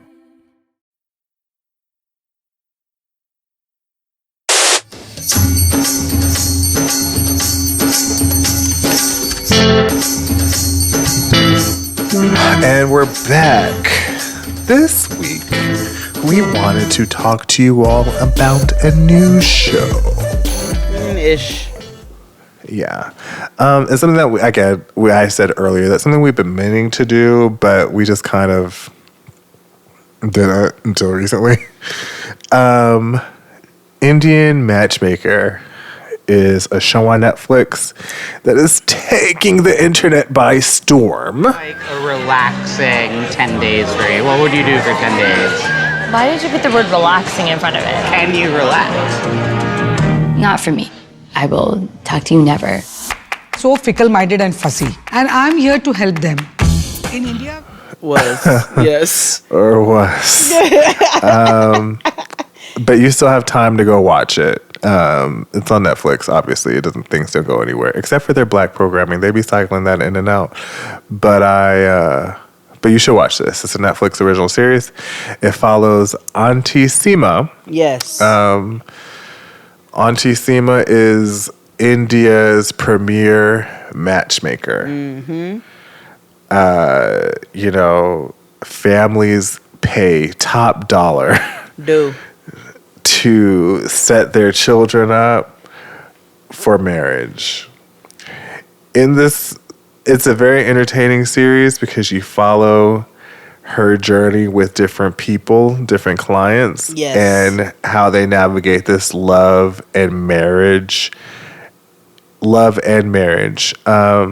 And I say that to say because they definitely differentiate between a love marriage and an arranged marriage, which they just call marriage.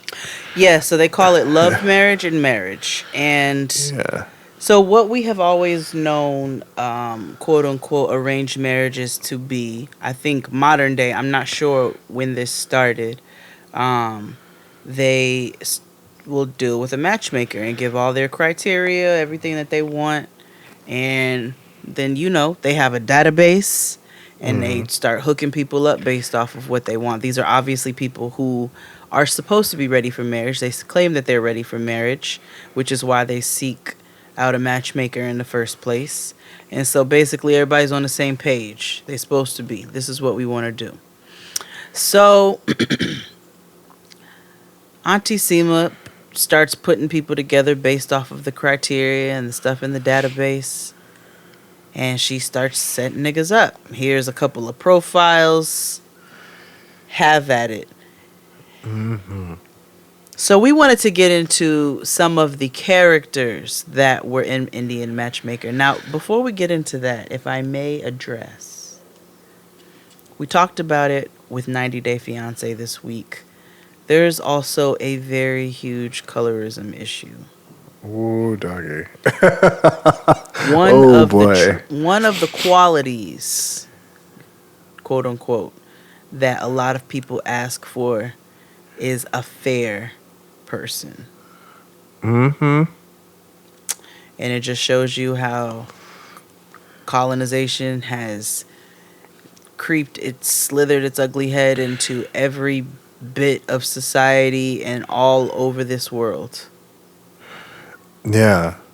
Yeah, it says on their biodata sheet that they're looking for somebody fair skinned. Yeah. Like, golly. I was like, like, oh, that's wow, fucked okay. up. I like them light. Like, what? I need me what is it? I need a light skin, thick, red bone. And I was like, right. Oh, okay. So throughout the series, there's a band of people that she is with. So we're going to go through them individually. We may not go through all of them. The ones who stood out, though, child. The first 3 or 4 stood out. The other ones towards the later in the series, like the high school counselor and the other guy who is in love with his mother. We could talk about those another day. Oh. But I would like to start with Nadia. Yeah. Okay. Let's do Nadia, Pradyuman, and Aparna. Yes. Let's do those 3. Yes. Nadia, let's start with Nadia. Nadia is she's a very beautiful woman of Indian descent, which I will put an asterisk there. Mm-hmm. Mm-hmm. She's from Guyana. She's from Guyana. Her family honors Indian culture and tradition, but has found it very difficult to be accepted by other Indian communities because they don't necessarily consider them Indian like that. And so she says that she has difficulty dating because she can't find any Guyanese people or like people who don't have issues with her being, from Guyana. Now, I want to say that Mama live in New Jersey, so I don't understand how it's a hop, skip, and a jump over to Brooklyn or Queens. Right.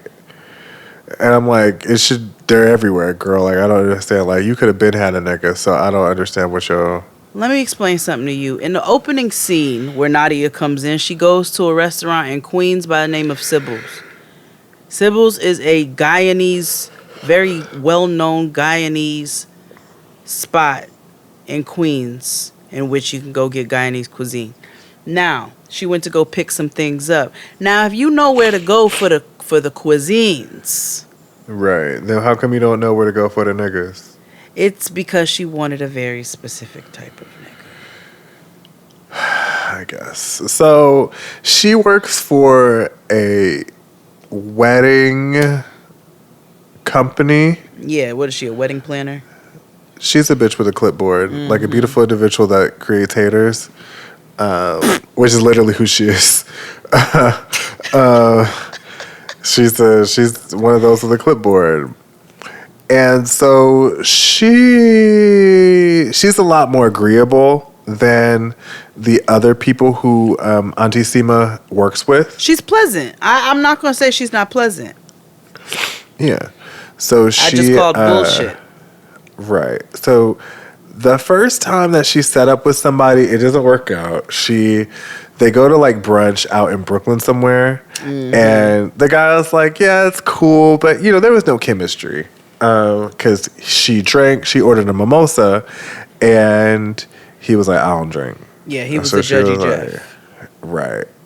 So, but she's like so optimistic and hopeful. She just really wants to find love, and she eventually thinks she may have found it with the next guy named Vinay. Vinay,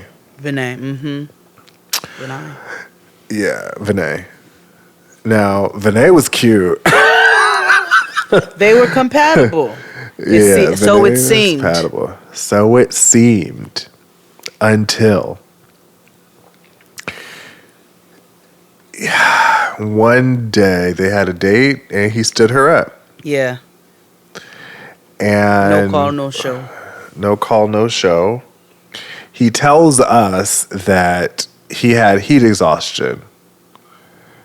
Yeah. And failed to communicate that to Nadia. But he was super apologetic. He sent flowers and cookies and I ran out of gas. I had a flat tire. I didn't have enough money for cab fare. My tux didn't come back from the cleaners. An old friend came in from out of town. Someone stole my car. There was an earthquake. A terrible flood. Locust. It wasn't my fault, I swear to God. all that good stuff. I wanted to believe him, but I called bullshit. Right. So the next time she's like, okay, you can make it up. I'm meeting up with my homegirls. Why don't you come meet up? Me and my squirrel friends is gonna get together at the bar. Come meet us. So her homegirls come. I know they work at like Broadly or something, or Refinery 29, one of them. Mm-hmm. And he's like, I'm here. He's like, he texts her. He's like, I'm on my way. Yep. They up here kiki and have a good time, and all of a sudden she realized this nigga ain't show up. So she texts him like, where you at? I'm arguing with my sister. Don't know if I'll make it. So that immediately put a sour taste in her mouth. And then she was sad because there's one thing to blow me off by myself, but then you embarrassed me because I was hyping you up to my homegirls. So now you played me in front of my homegirls. And now I feel like a whack-ass bitch. And it's a rapido for this. Right. And so, you know, she's super sad. And, you know, she does end up meeting somebody else, which I'm going to pause. Because she ends up dating somebody's leftovers. Yes. So, yes, she does. I didn't even think about it. Well, yes.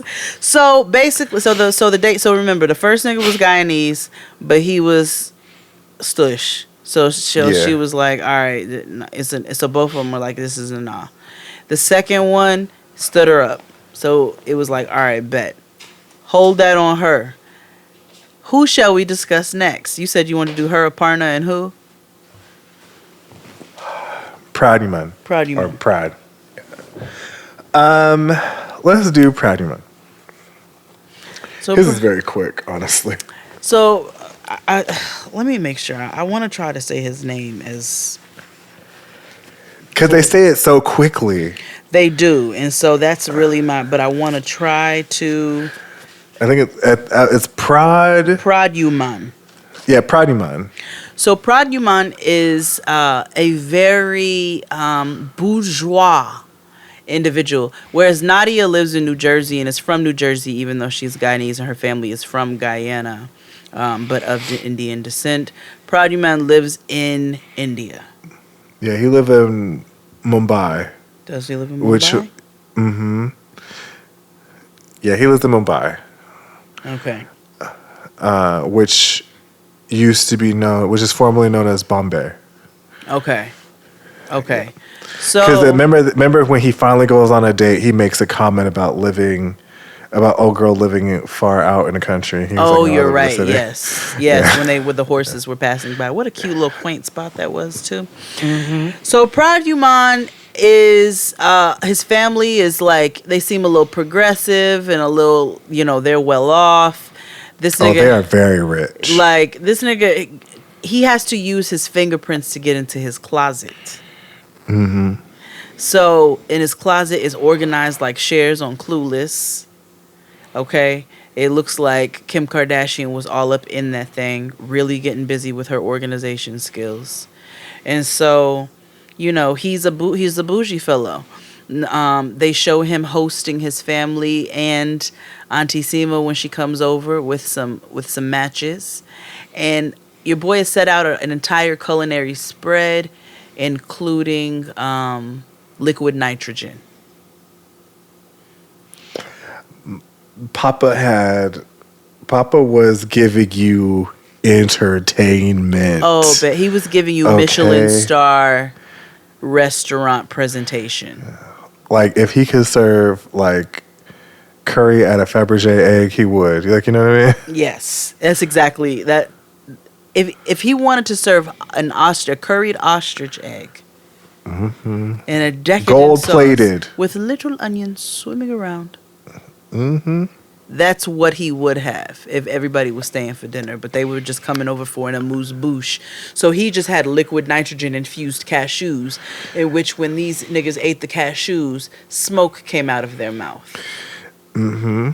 And he said, he was like, this is just an amuse-bouche. Yes. There's more coming. And Auntie Sima was like, oh, okay. She's like, okay, so we need somebody stush for you. Great, great, great. So here's... Did you get... Okay. And that is where, okay.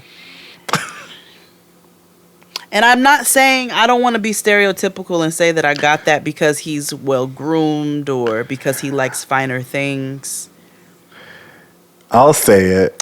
But it's because he's super well groomed. He never wears socks. He likes super finer things. Yeah. And so every woman who honestly, he's just not into women like that. Like, as much as he has said, and he makes it like he hangs out with his friends, and his friends can't understand why he's single. His sister is a hating asshole, but I think that's just because she really wants him to be married. But I feel like she's jealous because she got married early. But like, everybody's like pushing him to like be somebody that he's not. And he's just like, I haven't found the right girl. He went on 150, like he went through 150 girls that was presented to him. Auntie Sima was like, I'm tired. I have given him women pawn women to look at. Just trying, girl.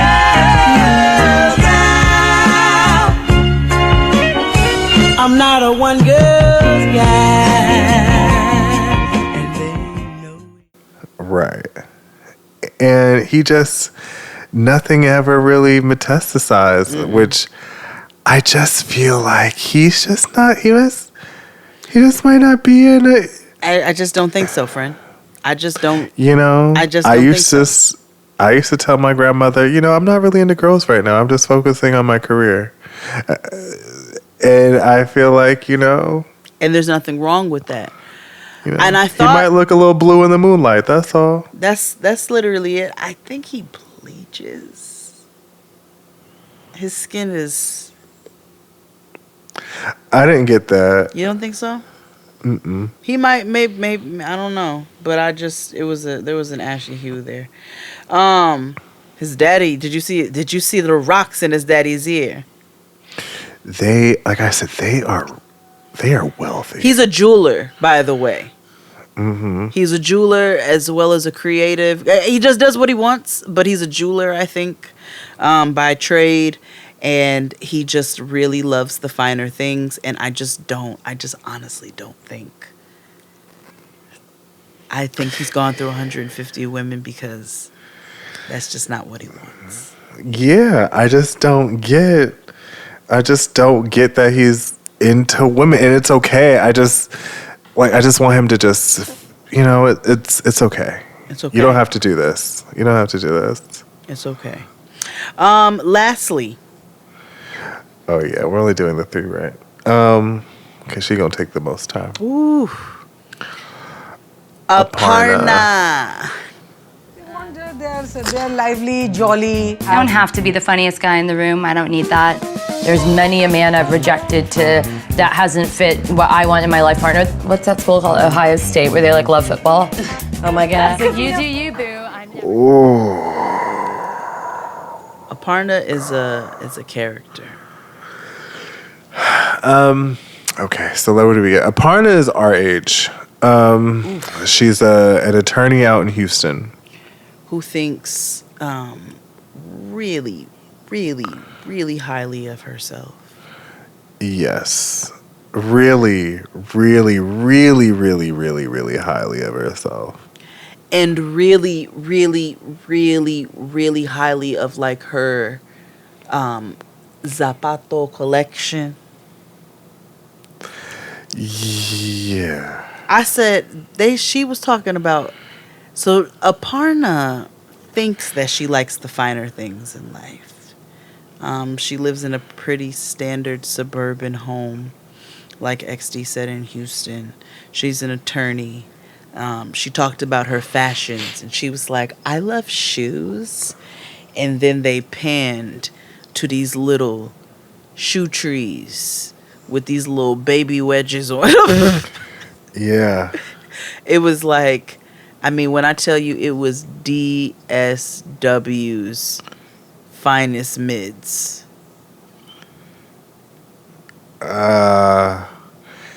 Yeah. Like, she's one of those girls, those women who, like, you know, they wear the Tory Burch, like, Mary Janes. Yeah. And think they know everything about the world. Yeah. You know, they love a good Tory Burch phone case. And maybe her bag is Kate Spade. A Kate Spade bag and scarf, you know. So that she's one of those kind of girls, but her shoes give me DSW mid. Yeah. Maybe a little what's the comfort shoes? Not Aeropostale. What's the comfort shoes? Naturalizers. Naturalizer. Yeah, yes. You know, a little bit of that. She definitely shops at Macy's. That's absolutely. Not shade. That's not shade. No, she's an Anthropologie girl. Nah. Wasn't enough style in there for Anthropologie. I will say she is a fan of casual separates though. That is absolute. I mean, Petite's Corner and Taylor Loft. She's a Banana Republic girl for certain. Yes. Yeah, she loves the banana. Kenneth Cole women. Yeah, she loves the banana. She loves the Kenneth. She loves the Macy's. So Aparna is an attorney who has been raised by her single mother along with her sister. We meet Aparna's mother when Auntie Seema comes by for the initial conversation. So Auntie Seema comes through, and she's like, "Okay, Aparna, we've gone over your standards and all the things that you want, your likes, your dislikes," and they start getting into Aparna's likes and dislikes. Aparna, I mean, I feel like a cat. Yeah. Like, Aparna doesn't like men who have a sense of humor. No. She doesn't want them to be adventurous. No. She doesn't want them to be An attorney. Mm-mm. She does not want them to breathe. She just doesn't. Yeah. she wants a cat or a cactus. She wants a cactus that she can control. Yeah. And so she's so rigid in her standards that they have had to pull in extra. Auntie Seema had to pull in extra resources. Ooh, she had to get a priest in to read her face. Child, she had a warlock, Indian warlock, a face reader. She had a practitioner, a spiritual practitioner, come through and read Aparna's chart on when she would be open for love, where she's at in her stars. When I tell you that was a beautiful reading, like I was like, yo, where is his card? I want Uncle Dilpa so bad. Uncle Dilla. Uncle Dilla was giving the real. In a loving manner. It was. He was like, "You're gonna be open during this time. You see, what's happening is," he goes, This is not hoodoo woo woo boo boo. He was like, "This right here is how the stars align with when you were born. That's all and this is." Did you peep his actual profession? It said aerospace physicist.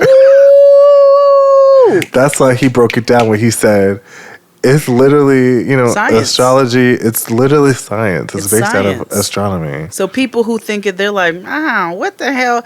No, it is literally, do you know what you are made of? And do you know how that correlates with where the planets are in alignment? You are made of water.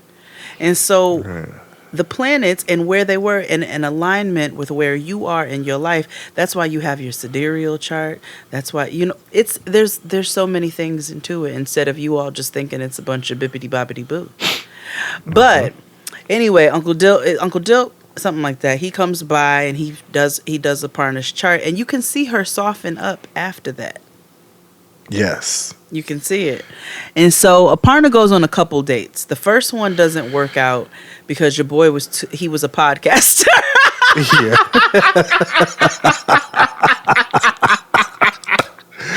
When I tell you, I was screaming the entire. She was like, when I tell you, homegirl was so condescending. She said, "So you mean to tell? So that's your profession?" She's like, "So, like you're such an expert on something that people actually want to listen to you talk about it every week." Right. And he's like, "Yeah, yes." Right. And they go axe throwing and wine drinking. And she's like, not enough motivation for your girl. Not for your girl. And so after that, Aparna, Auntie Seema hooks her up with somebody else. The problem is, I don't remember which one. She was the one that went on the most dates, and none of them worked. The second one was old boy that what's her name went on a date with, who we talked about first. Nadia. No, Shakar came way later. Oh, did he? Shakar? Yeah. For Aparna? Remember? Yeah, because remember, Aparna was being extremely difficult. Yes. And Shakar didn't come. Yeah, Shakar didn't come until after she had that reading. Where she realized, because she was open. Yes, because she actually liked him. Mm-hmm. She was down. He didn't like her. He didn't like her, and the next thing we know, he's on a date with Nadia. Mm-hmm. Nadia is getting flued out to Chicago with her mama to hang out for a day. Yup. And what happened? They had a wang dang doodle, and they fell in love. I don't think they ended up together. Mm-mm. I don't think anybody of these couples ended up together. But that was a quote unquote success in her rest, because they don't come back to the show. And that's how Nadia got Aparna's leftovers. But the nigga that Aparna actually when she finally was open and thought it was a wonderful date. See, let me tell you, Aparna. Here's the thing about Aparna. She's a bit delusional, but it's not to a fault. It's not to her own fault. How? I agree with her being delusional, yes, because she is. But I also, her mother. I don't think she's delusional. I think she is rigid. A rigid millennial. That's fair, and her mother is at fault because her mother instilled it in her girls, and this is not just like she instilled independence, which I think is great, because her mother was not with her father anymore. She left him, and raised her girls on her own. But she told her girls they need to come in that house with no less than 3 degrees? No less. No less than 3 degrees. And her mother was all up in the mix as they were choosing men. And so you could see where Aparna is very much her own woman, her mother has very much shaped who she is. Absolutely. And so that rigidness, her mother tries to act like she's a little bit more fluid, like things are Aparna's choices. But then she does this thing where she manipulates and kind of puts thoughts into Aparna's head. Yes. And you can tell that is an act that she has been doing for a long time. Mm-hmm. Because I feel like they're her babies, and because those are her friends ultimately. And you could tell that because she was like, I talk to my mother. A part of it was like, I talk to my mother every day. Yeah. And because you have that type of relationship with somebody, they're going to have a strong influence. Yeah, absolutely. And that's not, but you can't have somebody, mothers included, have such a strong influence on your decision making that it ends up leaving you in a place where you don't ultimately get what you want, because you got somebody whispering in your ear every time you get ready to like. And that's not to say she needs to end up with a nigga like Jihoon. You know what I'm saying? But no, I feel you. if you have no fluidity whatsoever, you're not willing to kind of move a little bit based off of this like criteria that you've set, which I understand asking for what you want, but this criteria thing is kind of weird to me. Like I'd just be like, I don't want a nigga like Jihoon. I need a nigga who's gonna laugh. Like, you know what I'm saying? But outside of that, they this check off list is just a very strange concept for you, girl. The bio data. Like, I need me a chocolate nigga. No, can you imagine? Auntie Della Reese come through the matchmaker and she's like, oh my God. Imagine. If there's like an auntie-ass matchmaker. Yes. Like, she looked like Auntie, rest her soul. We should make a black matchmaker. I'm a pretty good matchmaker, by the way. I've set up a couple people. It didn't work out because of, their own issues, but it wasn't like because they were bad matches. It's because they had issues going on in their own personal life. I don't want the responsibility of what comes along with the term matchmaker. So I will introduce niggas, but when niggas start wilding, I don't want no parts of that. Because that's not my responsibility. I don't know that this person has the capability of all of that wilding out inside of them. So. Well, that's what I was saying. I was just like,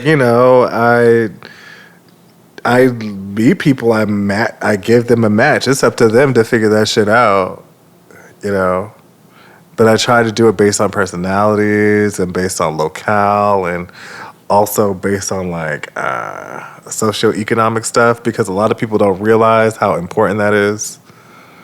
Yeah, because you've got niggas like OJ, shout out to you. I saw your tweets the other day where he judges a girl if she drives an Infiniti.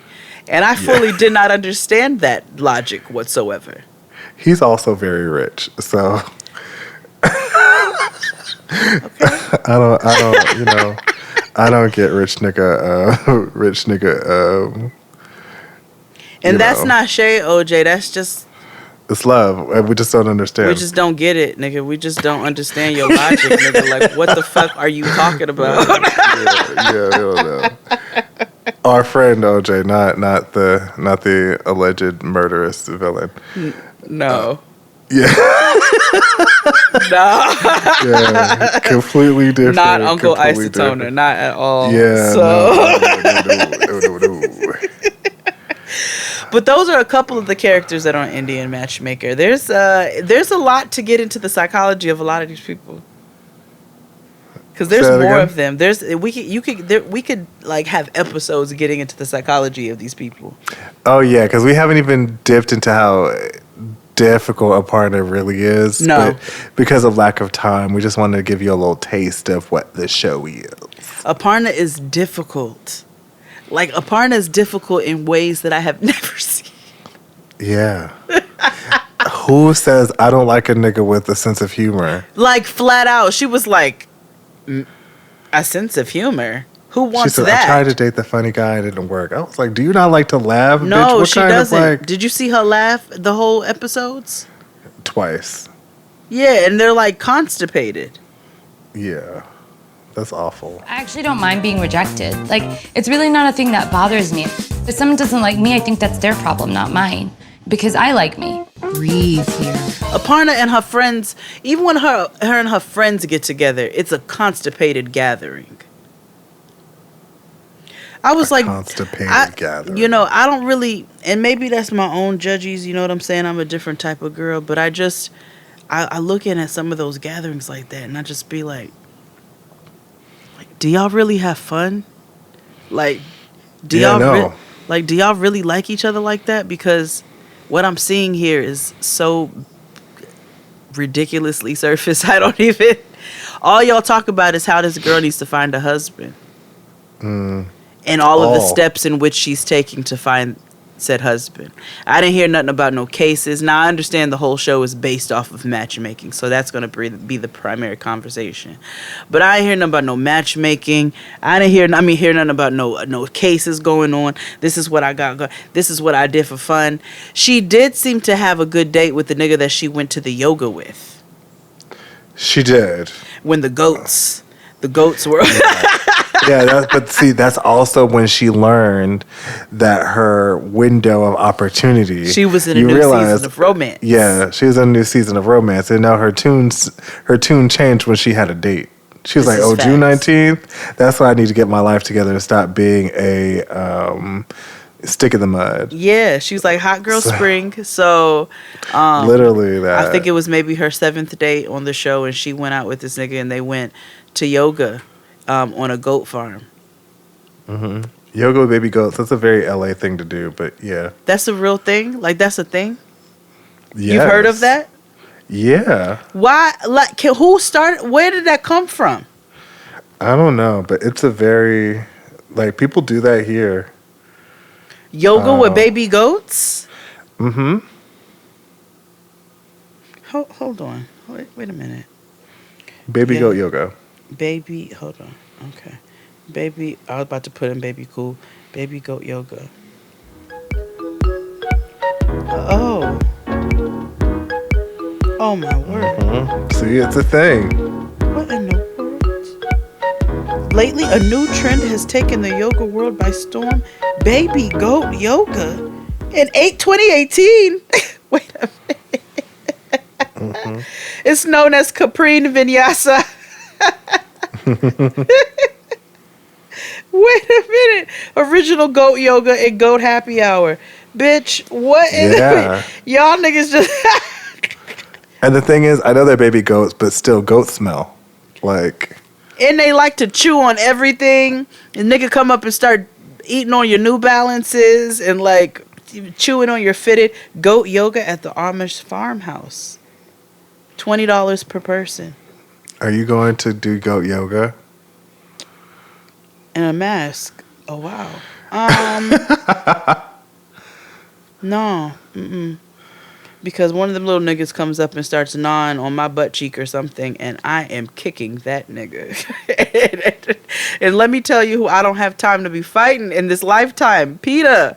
So, baby goat yoga, I should probably not... put myself in a situation like that. No. Are you gonna try baby goat yoga? You the one who's on your new life binge.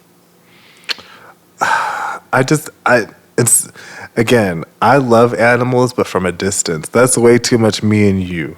All right. That's like, you know what I mean? That's way too much. I understand earthing. I get that concept, but that's just way too much me and you. I don't need that. Okay, fair enough.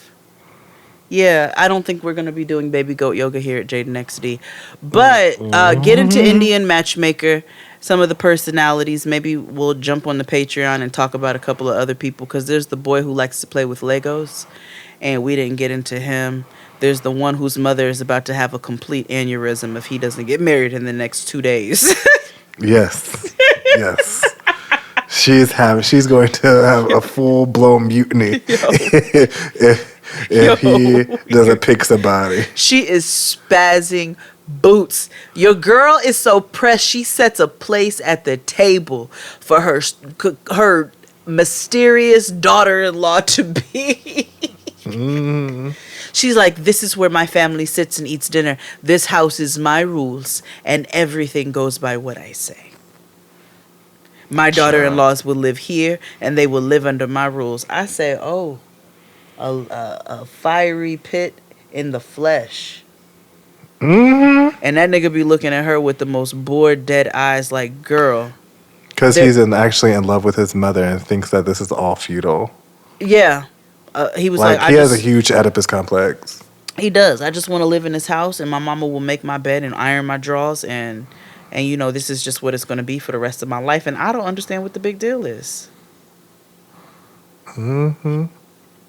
Meanwhile, his mother is having secret meetings with her friends about how ashamed she is.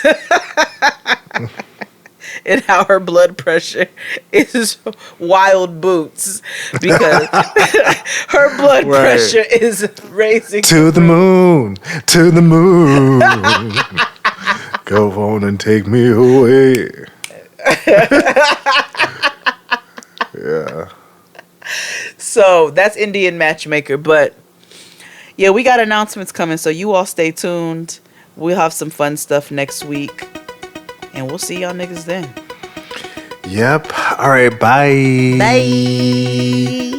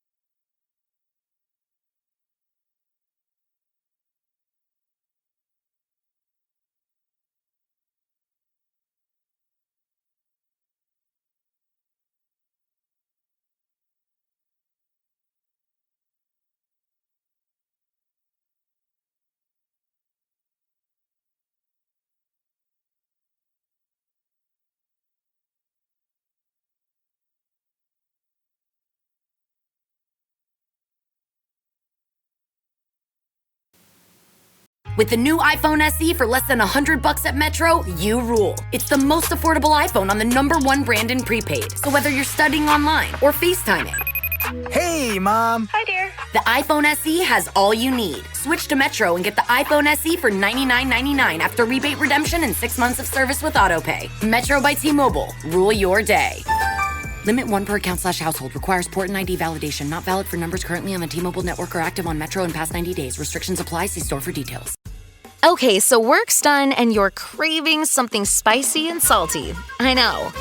What I do is snack on Blue Diamond wasabi and soy sauce flavored almonds. They're so good, and almonds are a superfood. Don't deny your cravings. Eat them. Blue Diamond almonds. Crave victoriously.